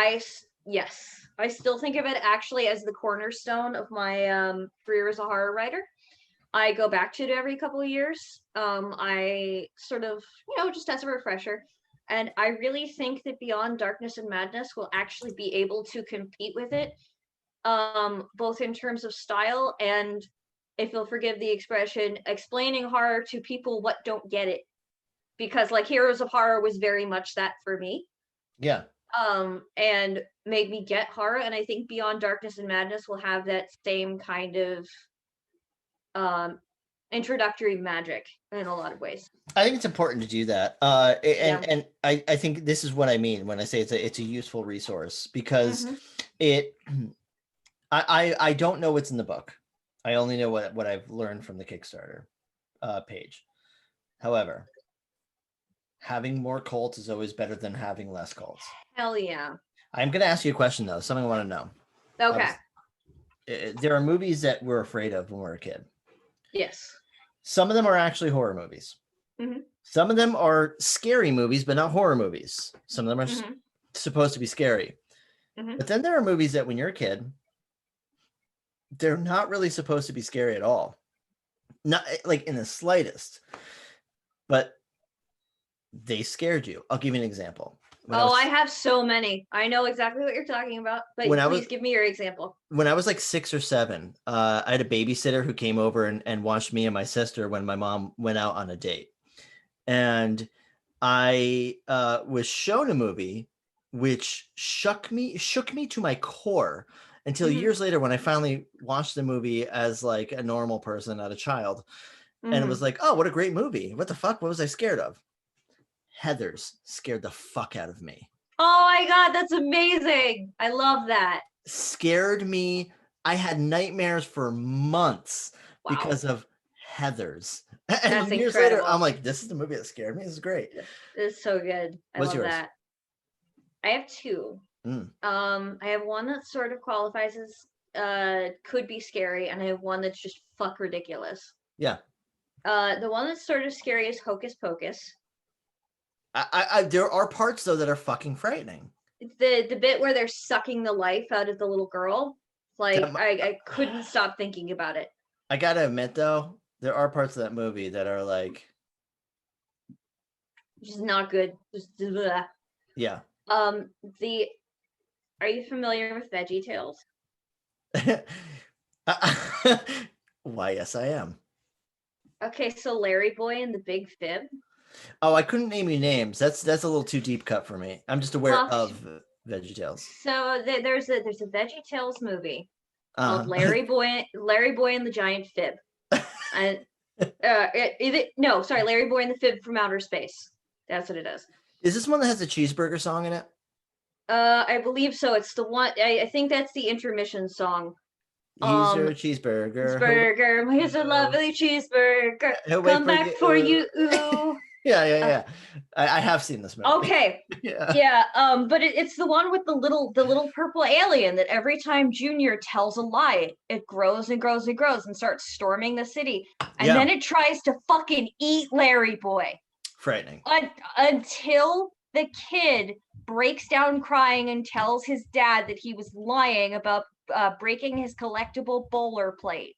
How emotionally traumatizing that is. You like you feel for the kid. Yeah. And this thing is really scary. There's like a slow shot. It's like fucking Attack on Titan because this Fib is like shoving Larry Boy into its mouth while Junior is like trying to figure out if he should tell his dad that he broke his collectible plate. And it's painful. Very painful. And I dare I say emotionally horrifying. Yes. I mean, obviously I could watch it now because it's a VeggieTales movie. But like at the time, it was not not good. 6. Yeah, like there's something between the age of 6 and 8 where there are certain things like you're susceptible to fear where fear shouldn't exist. Yeah, it's very strange. Like it just gets into something twists in your brain and you're like, that thing is fucking scary. That thing's scary. Get away from me. And you avoid it for years and you finally see it, you're like, I'm dumb. But it also could be a result of trauma too, because that typically tends to be around the time where kids experience some pretty horrifying traumas, just from my experience of talking to individuals. But I am fascinated with the idea of what is not supposed to be horrifying is horrifying, and what is supposed to be horrifying is not. So for little kids who see something horrifying to see something that would be horrifying to an adult, they just see it as a thing. They're very accepting of it. And here is kind of why I bring it up. Number one, the project you're working on. Number two, the Kickstarter that was just released that has multiple resources that allow you to kind of build this type of tension and provide these kinds of resources. It's gonna be so good. It's so good. When is the release? Do we know? Are there any hints of when we can expect the Kickstarter to finally start shipping? TBD. Yeah, because of supply chain stuff. Yeah, also we did have some personal tragedies during development that I am actually not able to talk about beyond that. Please don't. So yeah, it is a little delayed and we're very sorry for that, but we will get it out as soon as possible. Well, everybody who are Kult fans are very, very excited about this, and everybody who are Kult fans should also be very patient, because quality comes with time. Yes. And like I promise, I'm editing upwards of 8 hours of Kult a day this week, so we're gonna get it to you as fast as possible. Well, you're doing a great job, and honestly, like I admire the fact that Kult it breathes like a wine a little bit sometimes. I mean, it does.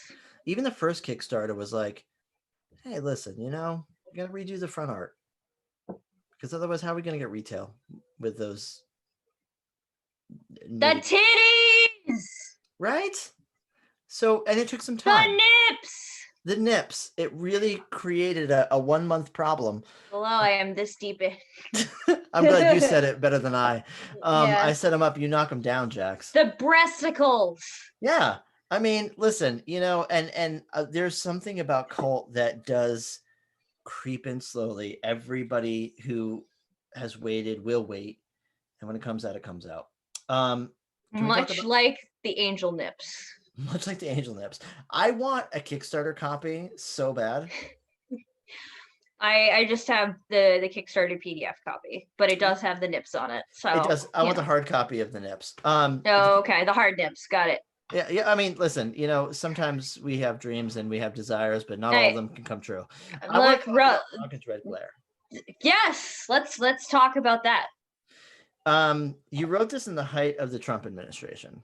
So actually, when you say height, what I do need to correct you a little bit. I actually got the idea for it the day after Trump was elected. That's because amazing. I was like, fuck. Like my That's amazing. entire world had fucking come crashing down because that 2016 was actually the same year that my husband and I lived in China for 3 months. Oh, And cool. then when we tried to come back, we realized that the people who had gotten us our visas had gotten us fake visas. So we were actually under arrest for 4 days while our visa situation got straightened out. So our year was already terrible. At the embassy? Basically, actually, we were stuck in a police station for 4 days. In the States, or were you in China? Oh no, we were in China. Ay, ay, ay. It was not good. If you want to talk, like, honestly, cops are the same everywhere. So being stuck in a police station or a holding cell or wherever, anywhere, is a cult situation. It's not great. It feels real bad. Yeah. It's Kafkaesque. Yes. Where you feel like you've already been tried of a crime, and now you have to accept the situation you're in. You're like, oh, what the fuck am I? What is this? Yeah, that's awful. I'm really sorry that happened to you. Me too. But the way we got out of it was meeting and having dinner with people who were totally not part of the Chinese mafia. You guys, it's fine. Yeah, it's totally cool. Yeah, but corruption will get you there. Yeah. But so that was already a year where I was feeling trapped and lost. And then Trump won the election, and like my world just broke. Like that was probably the depths of my depression.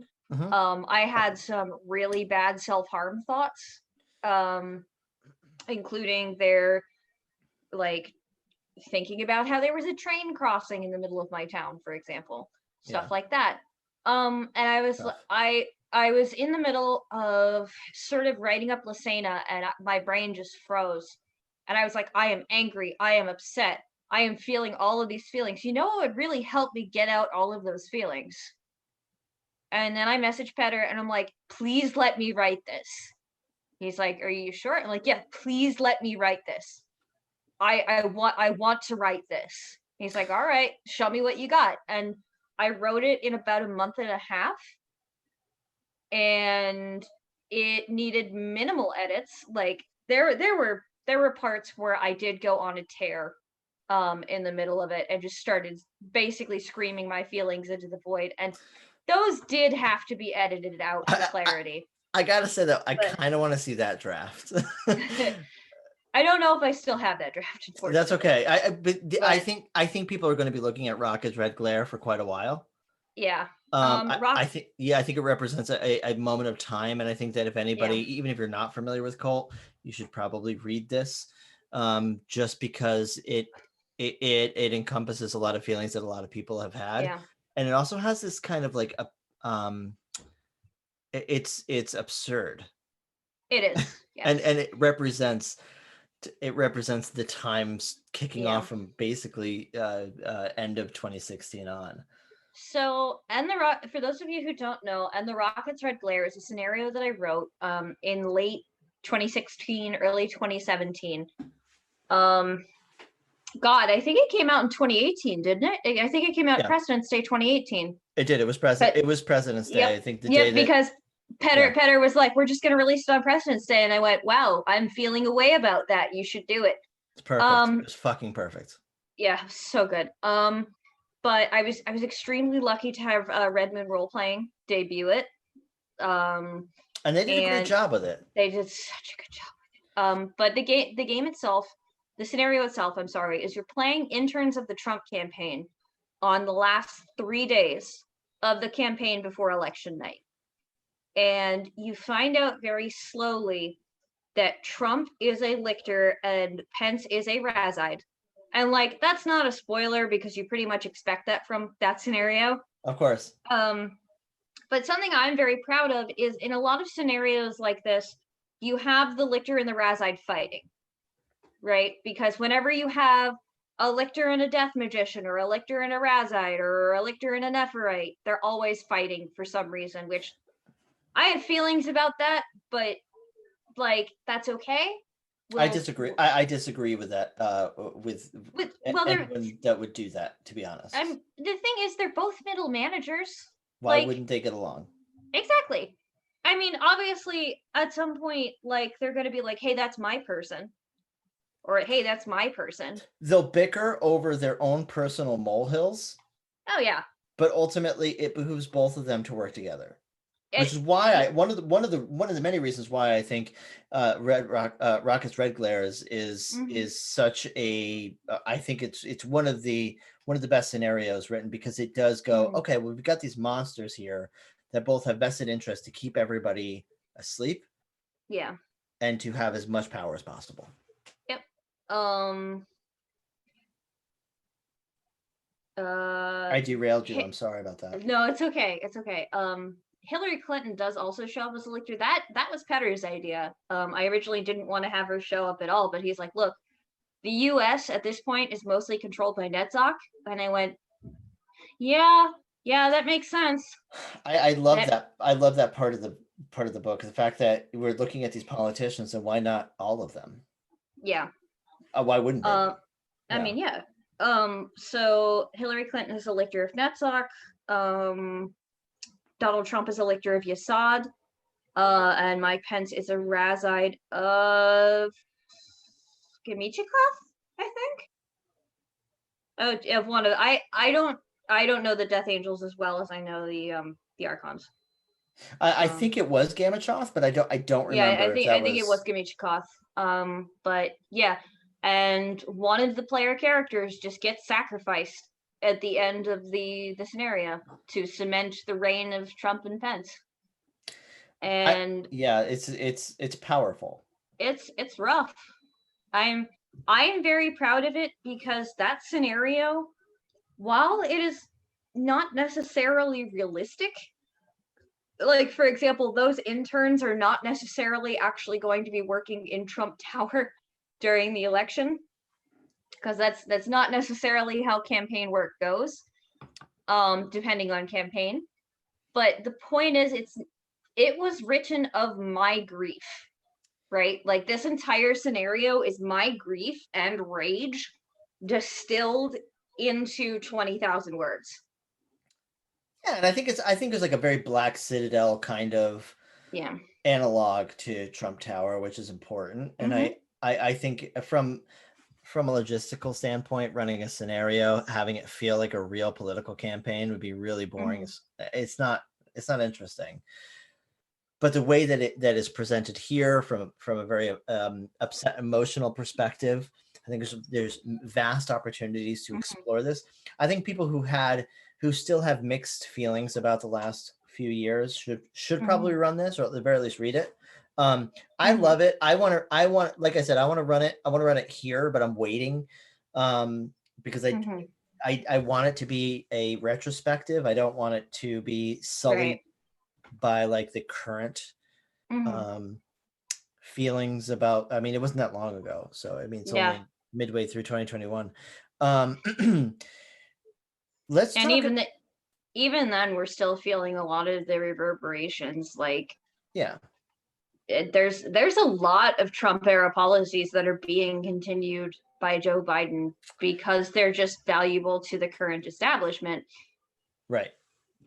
Yeah, there are similarities between, unfortunately, between the two administrations. Which are too hard to ignore. And that's a whole nother conversation. But I think No, so something I do want to interject is as somebody who has sort of been drifting towards anarchism through leftism over the past couple of years, because I think the Trump administration did radicalize a lot of people, including me. I think I think that administration radicalized everybody. I don't know if it radicalized everybody. It certainly radicalized a lot of people in different directions. Yeah, for sure. But I grew up as a conservative Catholic, and I did the typical thing of, I became a liberal in college. Whoa, crazy.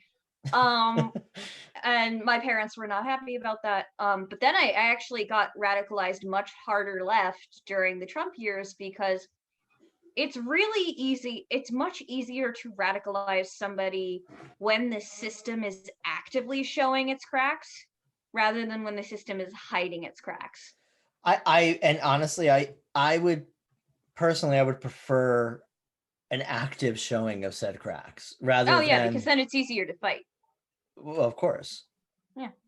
So, but let's connect this back to Cole. So Let's do it. there's a political edge to this. There's a political consideration Mm-hmm. with Cult, the setting, Mm-hmm. the game. Mm-hmm. What are your feelings about that as far as kind of what was and what is now Cult Divinity Lost? Okay, so I want to be very clear here. This is my opinion. This is not necessarily the opinion of Helmgast. This is me as a political entity engaging with Cult.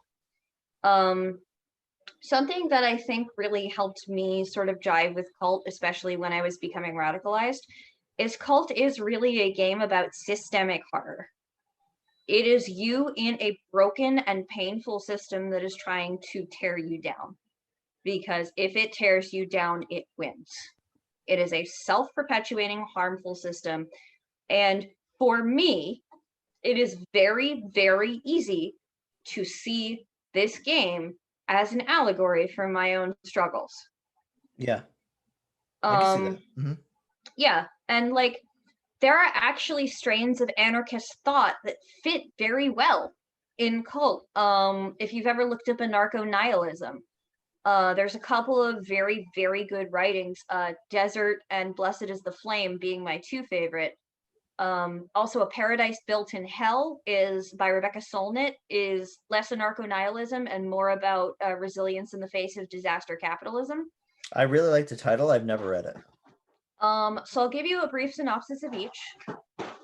Desert is an anonymous anarchist zine about how we personally cannot stop climate change because climate change has already been put in motion by an uncaring system, and even if we were to try to pull back now, it would do further damage to the planet. Yeah. So what we have to do is, like weeds in the desert of empire, find a way to make our own ecosystem.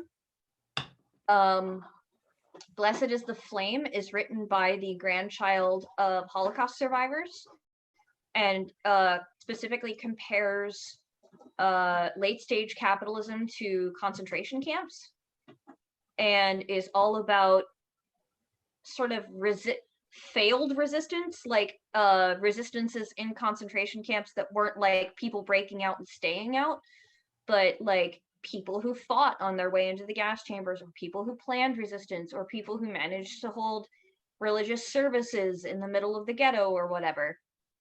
Like, it's the about idea of inevitable tragedy. No, the idea of rebellion for rebellion's sake. Yeah. The idea, the word that I learned from it was jouissance, which is the joy of rebellion for rebellion's sake, and that's something that book taught me more than anything, which is you don't have to personally be a hero. In fact, doing so will be harmful to you and your comrades. All you have to do is find a way to make moments of jouissance, make moments of rebellion, make moments of existence. I think it goes back to what we were talking about earlier, that you are in this, I mean, it's kind of spiritual corruption, but you're in this like corrupt system. And as somebody who's becoming aware of all the fucked up things that are going on in front of you, rebelling against it for the beauty of said rebellion, of having a sense of autonomy in a fucked up situation, or autonomy in a corrupt system. There is a line that I love from Blessed is the Flame, which is trying to remember it. It's, we don't piss in a Nazi rocket to end the war. We piss in a Nazi rocket for the joy of pissing in a Nazi rocket. I mean, what's not to love about that? I think it speaks to all of us. Like, it's the idea of feeling like you're put into a very small box. Yep. and not rebelling to get yourself out of the box, but make it uncomfortable for everybody that puts you there. Yep, exactly. Or even making it more comfortable for you. Yeah. Like, and Blessed is the Flame by Rebecca Solnit. The other two were written by anonymous authors, which is why I'm not naming them. But Blessed is the Flame is specifically about mutual aid in disasters, because something that I think in a lot of like apocalyptic and disaster media that we misrepresent is people being like, oh, as soon as disaster happens, everybody is, you know, like everybody is every man for himself, everybody's hurting each other, everybody's fucking with each other. That's not what and happens. That doesn't happen. That's not what happens. Self-governance is what happens. Yeah, mutual aid is what happens. And Blessed is the Flame is all about that, because it talks about how, like, after the San Francisco earthquake, there were whole like free restaurants set up. You seem like someone who would listen to Behind the Bastards. Yes. If you heard Robert's episode on Elite Panic, he talks about this a lot. About how during disasters, the people flipping out and trying to harm other people are the wealthy. Yeah. Whereas the unwashed masses are the people who are actually like putting together a hospital, you know, like stocking hospitals, making makeshift ambulances, feeding each other, clothing each other. Well, look at what Hurricane Katrina. Yeah. The people that were actually helping during that time, from my perspective, and this is just my perspective, it doesn't reflect on anybody else, those are the people that belong to the communities. The people that didn't necessarily belong to those communities were the ones that were getting out, running away, that weren't really actually helping the wealthy. But the people who were like, this is our community, we're here, and this is a fucked up situation, but you know what? We got to mark the buildings and check the buildings, see what bodies are there, and make sure everyone's going to be okay. Is there somebody stuck underneath some kind of fallen whatever? Those were all people who were from who lived there. Affected community. Yeah. I like the idea of, and this is just me being a host, I'm sorry, but I like the idea of in cults, what that means for us as people. Oh yeah. That we, you, I, the ones who used to be divine but who are no longer divine, are going to be the ones that are going to improve everybody's state in a fucked up situation. We're going to wake up the people, or we're going to get the people out when they need to get out. Yep. And it's not going to be the higher powers that do that. It's not going to be the forgotten gods. And they're all corrupt. They're all corrupted by the lictors. They're all corrupted by. The problem is they're not corrupt. They're acting exactly like they're supposed to. Right. Now, I could talk to you about cults, and I'm getting the feeling I could talk to you about a lot of things for quite a while. But I do want to cover one more political thing before we end. Okay, one more thing, because we're running short on time, but I want you to finish this thought. Okay, so something I've been thinking about a lot recently, because I've been talking to another friend of mine who was raised as a conservative, and both of us are sort of sharing our ventures into anarchism together. Yeah, is how our environment heals us. Sorry, and that's from your perspective is one end, and from his is kind of more of like a libertarian kind of perspective. Oh no. Both of us are sort of moving into. Both of us were raised conservative Christians, and are both sort of moving into like a mutual aid anarchist space. So like we sort of are each other's buddies on this journey because we've been through similar things. Yeah. Something we were talking about is how our environment can heal us and how we can heal our environment, because environmentalism is a huge thing in anarchism. Yep. And cult has a very specific, like, your mental state affects your environment. And I think that's really interesting, because something that we've been reading, both of us have been reading about, with especially indigenous anarchists, is the idea of right relationship. And right relationship is this idea that you not only have a mutual aid relationship with fellow humans, you can also have a mutual aid relationship with the earth, right? So it's not like one of those like woo-woo white hippie things like, No, so Mother Gaia. it's your actual environment. Yeah, so like if, for example, like my friend, you live in Florida, God help him, and I used to live there. yeah, well, you got out. But yeah, but Continue. he lives in Gainesville and he goes hunting in the nearby forest and he collects blackberries while he's out there. Right? Something he started doing is taking a separate bag for blackberries he's not going to eat and putting the blackberries where a blackberry bush would like to be, because he's taking blackberries from that blackberry bush. So why not do the thing the blackberry bush wants to do, which is propagate more blackberry bushes? I mean, that really goes down to how plants propagate themselves with the animals, and we essentially are those. I mean, we are animals, right? Like, so in that case, you're sort of like mindfully and thoughtfully having a mutual aid relationship with your environment, which in Cult you can do at another level, because your brain, your mental state physically affects what's going on around you, because all of Cult is psychoactive to some degree. It is. So imagine what happened if you took like concepts of right relationship and jouissance and stuff into Cult. How would that change your Cult game? Massively, because when you're experiencing a bad trip, the one thing that can ground you is the understanding that your emotional state controls what you're seeing right now. Yep. And I've never thought about that before. Like grounding or having players ground themselves, or having like characters ground themselves, as if you're grounding someone who's going through a psychedelic experience that is a little too rough for them.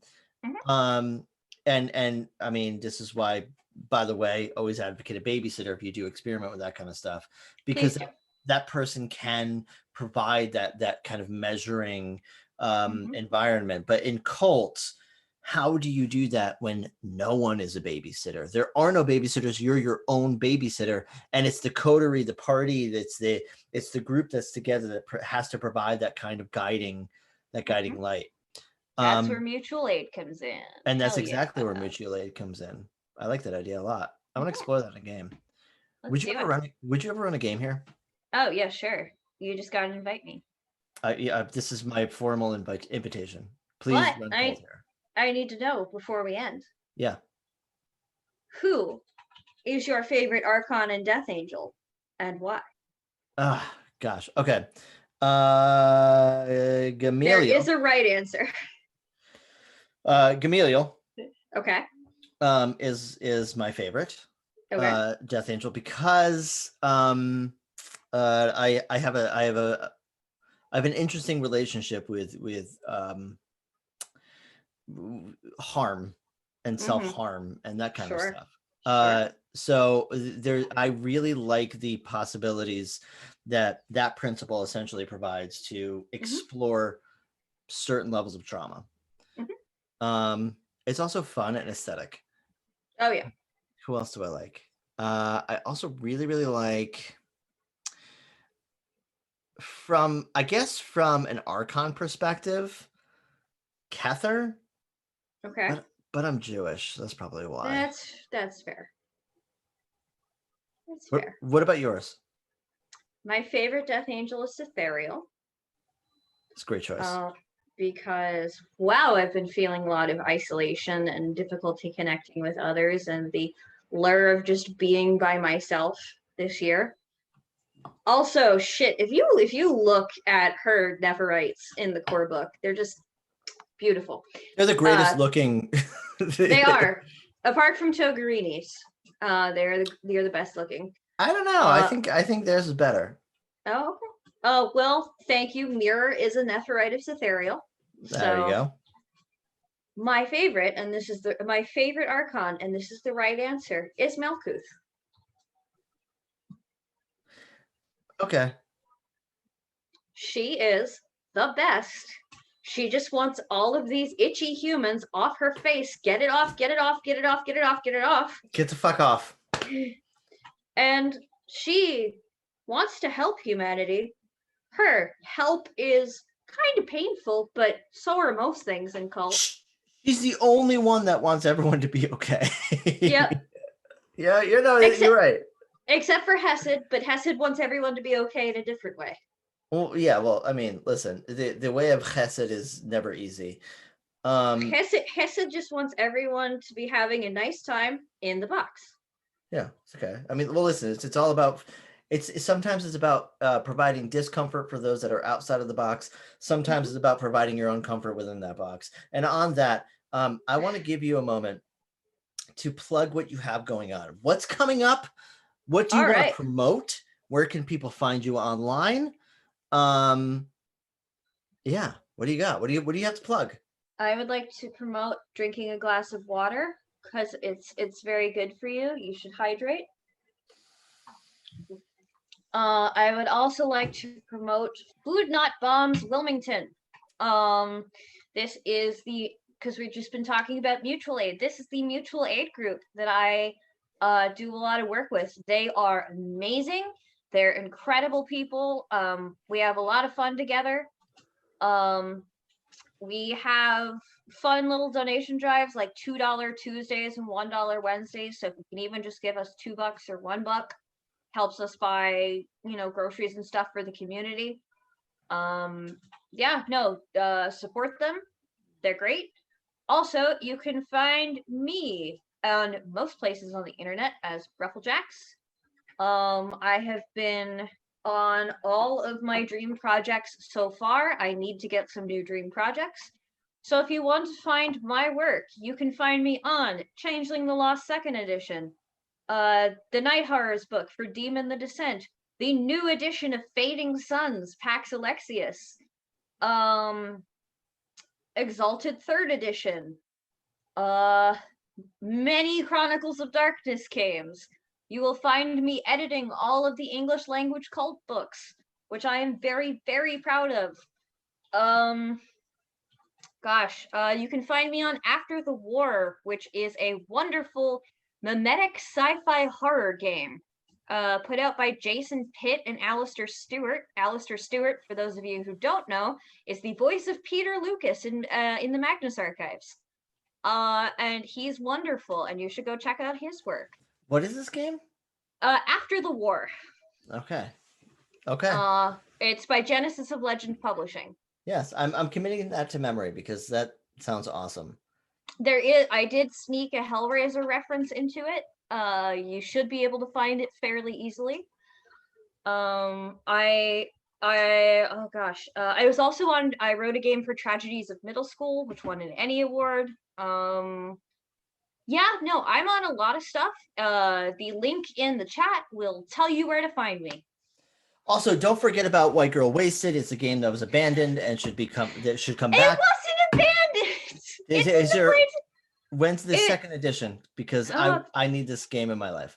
Are you gonna? Well, I'll tell you what. If you play test White Girl Wasted on Gehenna Gaming, because it is a game you can play on stream, I will write the final edition of White Girl Wasted, and it will be out in zine form. This is going to be a Saturday night one shot. We're going to be playing White Girl Wasted. I don't know when it's going to happen, but it's going to happen soon. Will you come on for that? I sure will. Do you want to tell the nice people what White Girl Wasted is from your perspective? White Girl Wasted is a cosmic psychedelic experience. It blends LARP and tabletop together, which I find very compelling.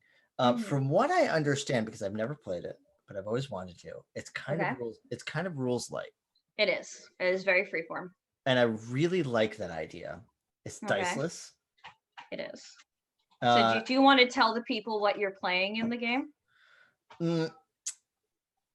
Or do you want it to be a surprise? Let's make this happen, because I think that if we let them get a little taste. Okay. There's a minivan involved. I will say there's a minivan involved. Minivans in space, and that's fine. Okay. We will get there. White Girl Wasted is a game that's going to happen over the next couple of months. Within the next 2 months, we're going to be playing this game, and you're coming back here to play it. I am coming back here. I will come. Will you run it? Will you run it? It's sort of GM light, but I will definitely play one of the GM characters because there's 2 GM characters. Yes. Okay, so let's shelve this for a second. Okay. I want to play this, but I'm gonna get stuck on micro wasted, and I need to not get stuck on that. Jacqueline. Hello, that's me. Thank you. Thank you. This has been lovely. This conversation. I think so. Yeah, I think this is the first conversation we've actually had that wasn't on the Blue Hell site, so that was very exciting. I really enjoyed it, and I would love to have you back here for. I would love to be back here. I love being on Gehenna Gaming. It is always an honor and a pleasure to come and talk to you and Nick and Ian and Thank you. Rick when he's on. We like Rick too. I met Scott today. That was very exciting. Scott's great. Scott's our hidden producer. For those who are watching, he is killing it right now. He's killing it. And I just want to have a moment of if you're drinking something, cheers. Wave your hands if you got hands. This is sign language for applause. I don't know what this is, but I'll keep on doing it. And so if you wiggle your hands like this, it's sign language for applause. Oh, this is sign language for applause? Yeah. That's great. I learned sign language for abortion today, and you don't want to know what that is. So if you want to find out what Gehenna Gaming is going on for the next week, I highly suggest you come back here tomorrow night at 8 p.m. Eastern, the Indie Spotlight of the Midnight World. Hell yeah. I believe we're on episode 2 or 3 on this one. It is one of my favorite games of all time. We have the game developer running it. You definitely check that out. That's awesome. It's fucking great. That's so great. That's so good. Friday, 8:30 p.m. I'm going to be back in the seat of Abbott Aldrich with Rick Wheeler running The Dark Ages, our V5 Vampire the Masquerade series. So definitely check that out. That's going to be fucking awesome. Check it the fuck out. I'm gonna take a sip of my Bloody Mary for Dark Ages Vampire. Have you watched it? It's okay if you haven't. Mm-hmm. Really? Stop it. Yeah, I have once. That's amazing. We've had one episode, and that's great. And you just I'm so proud of you. Yeah. Mm-hmm. So on Saturday, we have Clara Herbal playing Doki Doki Literature Club at 2 p.m. You sure do. Yes, we do. Check that out. She's also on it. Started and ended with Screams on Redmond Role Playing. So check that out. And of course, at night, Saturday night one shots at 8 p.m. We have part 2 of The Legend of the Scarlet Coffin, ran by Ellie Collins of ATL by Night. That's not a one shot. Well, it's 2 1-shots. Okay. I accept it. Yeah, it's a 2-shot, really. The duality of the soul. One shot is part 1 was the Anarchs, and this time it's the Camarilla. And my girl Persephone is on this one, and I am hell yeah fucking excited about this. Are you gonna watch it? Yeah, I'm gonna watch it. Of course you are. Also you said Camarilla correctly, and I'm so proud of you because people keep calling it the Camarilla, and I'm like, no, it's called the Quesadilla. the Quesadilla and the Sabbath. the Sabbath, because you have to mind the Sabbath and eat your Camarilla. You gotta eat your Quesadilla on the Sabbath. All right, this is too much fun. This is too much. All right, well, we're gonna let these nice people go, and we're probably gonna continue yammering about nonsense afterwards. I think so. I you know what I kind of want to do though? What do you kind of want to do? I kind of want to have you back for Cultist Wednesday, and maybe we'll have a third. What do you feel? Hell yeah, let's do it. What would be? It would be hilarious. I want to hear it. Scott is gonna murder me. Mm-hmm. So we do 10 Cultist Wednesdays, and we do 1 for each of the Archons.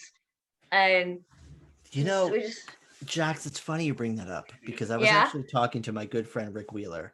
And we were talking about taking each one of the realms, episode by episode. Would you like to join us for that? Yeah, I sure would. Let's make it happen. We'll figure out logistics later. Do it. It's fine. Yeah. We're drinking Old Bay infused vodka and water, and we're gonna have a great time. Thank you so much, everybody, for watching Cultist Wednesday.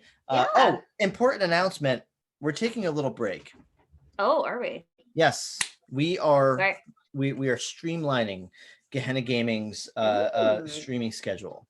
We are going to be a little bit more regular, and we're going to up the quality. which means that we have regular Monday Night Monster Hearts. That means that we have our regular Indie Spotlight, our The Dark Ages, of course, Claire Herbal running her game, playing her video games at 2 p.m. and Saturday Night One Shots. But I think we're going to take a little bit of a hiatus with Cultist Wednesday. I'm going to give it a couple of weeks. That is fine. I think the next one that we're probably going to do may be a series, maybe a tabletop game. We're probably thinking internally it might be a 3-shot, but I got to work at the details on that. Okay. In the meantime, Cultist Wednesday is going to take a bit of a break.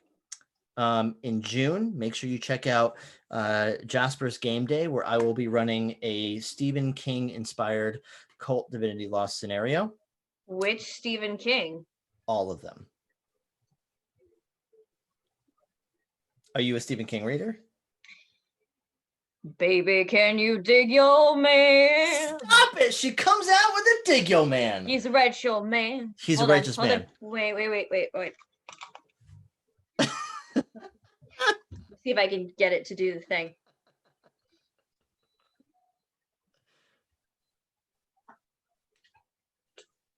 Come on. Rub-a-dub-dub. Rub-a-dub-dub. Stop it. Thanks for the grub. My Life for You. It is going to be a Stephen King inspired. It's all encompassing, but as you know, all of Stephen King's stories are all connected by the Dark Tower. Oh, of course they are. Yeah, this is going to be a love letter to Stephen King, a la Cult Divinity Lost. So make sure you check that out. Oh wait, hold up. Is the Dark Tower the Demiurge's Black Citadel with the Iron Book and the 7 angels in the middle of it? You should watch Silent Hill, which you can find on youtube.com/Gehenna Gaming. It's a 3-shot that I ran. And it talks exactly about that. Hell yeah. In the meantime, thank you, everybody. We'll see you next time. Follow Gehenna Gaming on all Twitter, Facebook, all of it. Yes, go follow them. They're great. Yeah, follow her. She's fantastic. I'm okay. No, stop it. You're all over the place. I'm okay. Every book I pick up has your name on it. You guys didn't let me have a panel for Virtual HorrorCon. I was heartbroken. And you break out with that and destroyed. It's fine. I'll live. Go follow Gehenna Gaming. They're fucking great. I mean, listen, she's fucking great. So go follow her. They're great. Scott is gonna murder us if we don't stop. So we're gonna stop so now. Too. All Good right. night, everybody. Bye, guys.